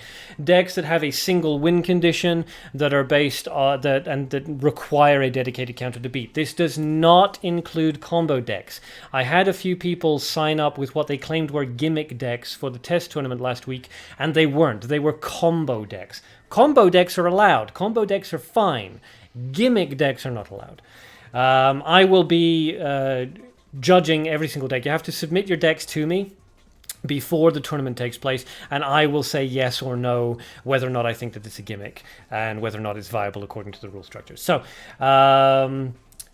yes, gimmicks are not allowed, but that is hardcore gimmicks are not allowed. Combo decks are allowed. Number 2, every player in the tournament will be allowed to ban 1 card from the tournament. This ban will include any related mutants and reskins. So you know, somebody can join the tournament, they can ban the Goblin Bomb Squad. This means Goblin Bomb Squad is banned, Nature Goblin Bomb Squad is banned, Goblin Bomb Squad +1 is banned, Fiery Zealot is banned, anything that is effectively a Goblin Bomb Squad is then banned. Every single player can do this. People in the overflow buffer cannot ban cards unless the overflow buffer is filled and it becomes a 24-person tournament, in which case the extra 8 players can now ban cards. You thought he meant my face is pretty today, not that you would have disagreed. Oh. Lilith and Nereva banned. A lot of these things are going to be banned. Your Spray Rat +1 is a combo deck. Yes, your Spray Rat +1, for example, is a combo deck because it doesn't require a dedicated counter. Spray Rat is allowed. Christie is not gimmick. No, Christie herself is not a gimmick, but there are dedicated Christie decks that use, Gold Christie +1, Light Christie +1, and they just the whole thing is built around just spamming these Christies, and you can't stop that normally. So hardcore Christie decks probably won't be allowed, but they're borderline. If you want to run a Christie deck, send the deck to me and I will review it and I'll say yes or no. I mean, in the last tournament I allowed a Dark Mino +1 and a Dark Mino and a Nereva +1 deck in the thing, for example, because that, whilst those two cards are often used in gimmick decks, the deck that those two cards were in that particular deck was not a gimmick deck. So run it to me. Run it by me. Christie deck considered gimmick. Only hardcore Christie decks are considered gimmick. Run them by me first, and I will tell you whether or not they are. So yes, gimmick decks are not allowed. Hardcore gimmick decks are not allowed, but combo decks are. Every player is allowed to ban one card from the tournament, including related mutants and reskins. CGC cards are allowed in this tournament. They've been out long enough that they're allowed for it. Bear in mind, people are almost certainly going to ban Hunter Piolet and Golden Garden Cat. And number 4, collaboration cards are also allowed in the tournament. So you can use like BLZ, TBT, C1, C2, CLO. You can use all of those cards. SIH and EXT cards are also allowed as well.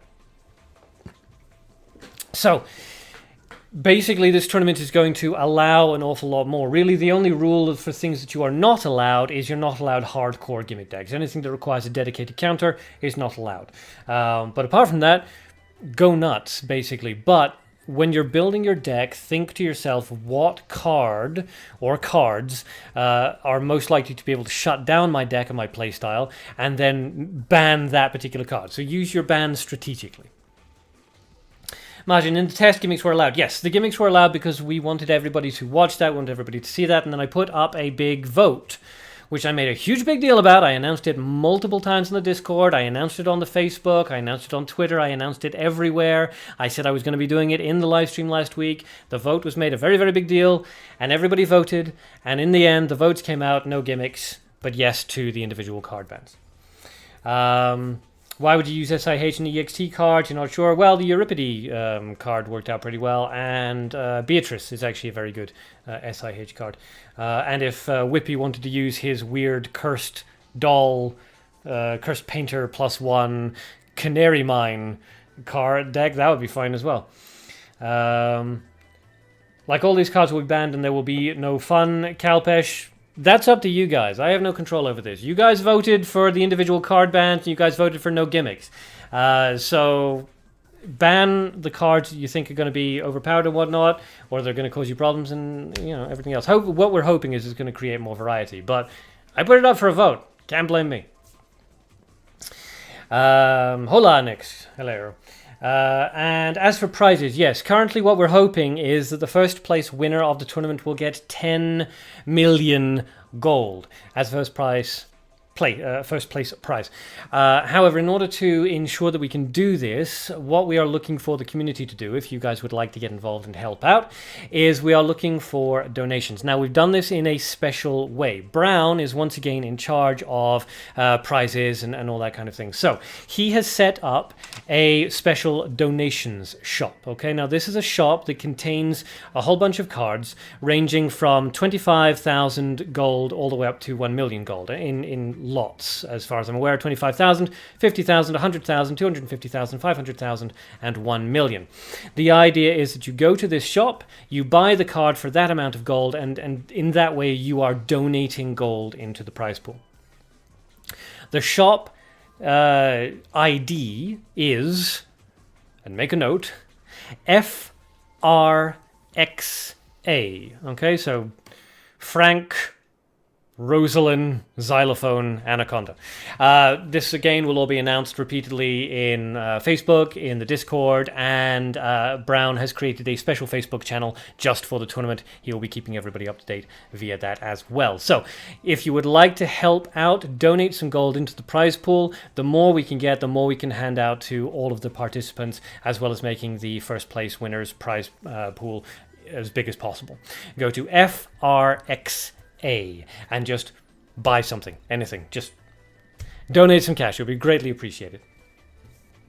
Cowpash, you understand the gimmicks are not allowed, but all the good cards will get banned? Well, what do you mean by good cards? I mean, if you mean good cards by like Elf, Elephant, Goblin Bomb Squad, Golden Garden Cat, these are powerful cards, but they're not hugely interesting, are they? So, you know, stuff like Shield Throw will still be around. That's quite interesting. Firebolt will probably still be around, and we'll see some interesting stuff. You know, maybe somebody's going to bring Spirosa because somebody will ban Flame Emission. Ooh, interesting stuff. And what do gimmick decks really mean? There's a lot of definitions for gimmick decks. The definition that we're using is a gimmick deck is a deck with one win condition that requires a dedicated counter to beat it. So, yeah. Anyway, I mean, we ran the test tournament and we had this, you know, we said banned, everyone was allowed to ban the card, and we allowed gimmicks, but everybody just banned gimmick cards anyway. And the test tournament actually turned out to be quite interesting. There was a decent variety. Most people were had some, well, not most, but a lot of people had traps and a Phantom of the Wolf in there, just because that's quite powerful. But we did actually see a decent variety of decks, and none of them were gimmick decks, so that doesn't really matter. Michael, if you ban Elf, do you ban Triss as well? No. If you ban Elf, then you will ban Elf and all Elf mutants, as well as Elephant and all Elephant mutants, because Elephant is just an Elf. It's got exactly the same stats, exactly the same ability. It's just got a different name and art. The test tournament was a lot more interesting than most fights are, so you think the ban list is a good idea? Yeah, it will be quite interesting, because whilst no doubt a lot of the powerful cards are going to get banned, what that means is that it opens up a lot of the less used cards, right? So suddenly, because the reason why we view certain creature cards as being good or bad is because certain creature cards meet HP breakpoints. You know, we always, every time a creature card is released, the first thing people look at is, does it survive Holy Missile? Does it survive Surprise Attack? Does it survive Hunt? Does it survive Command Hunting? Now, if those cards are not in the tournament, suddenly you don't need to worry about that anymore. Suddenly, your options for bringing creatures into the game are a lot bigger. Suddenly, creatures like Ragna actually become possibly pretty good in more than just an aggro tempo sense. So that's the idea behind it. Whether or not it works or not, who knows? But it should make the thing more interesting, hopefully. So that's basically it. Now, remember that these rule sets and the prizes and so on and so forth, these are still just a draft.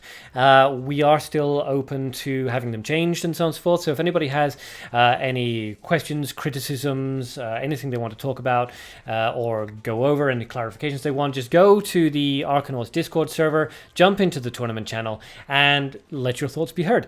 If anybody puts forward some really good arguments for changing or adding some rules and everybody agrees, then that is what we will do. These are not set in stone just yet.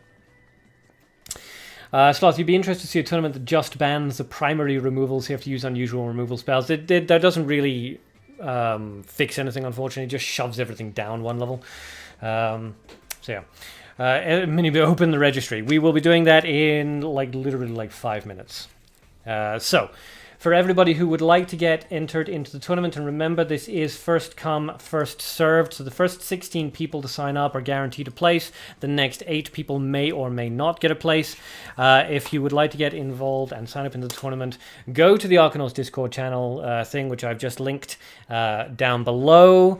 Jump into the tournament channel and register. So, please make sure you allow only those cards to get banned which are not basic, because basic cards are important. I am not controlling this. The community's already voted on this, Calpesh, okay? Everybody gets to vote to ban one card. So 16 cards are going to get banned.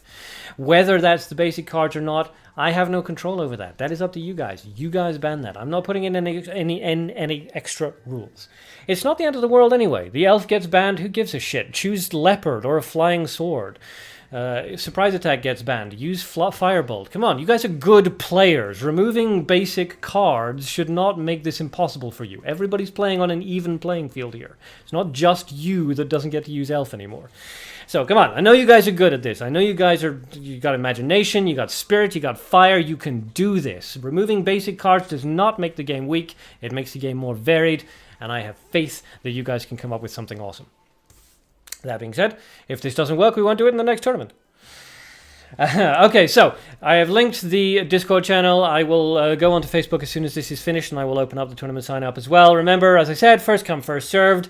I won't hold anybody in suspense any longer. If anybody would like to discuss any more of this, jump into the Discord, and I will answer any questions, queries, suggestions, questions, clarifications, etc. that you need. So, Hunt and Spread Stag would ban for sure, almost certainly. Responsible for prize pools yourselves. Yep, donate by buying the cards. Alright, so I won't leave you guys in suspense any longer. Tournament registration will be open in 5, 4, 3, 2, 1, and go. Cheng Li, how does registration work? Just go to the Arcanauts Discord server, which I have linked multiple times, and I'll do it again, and sign up in the tournament channel. If you cannot use Discord, then just let me know. Around that 10 million gold prize, though, you already planned out what card you're going to buy. Okay. Open registry so you can play Blank Desert Online and Mortal Kombat 8. Well, the registry is now open. Everybody, please go to the Discord server and sign up there.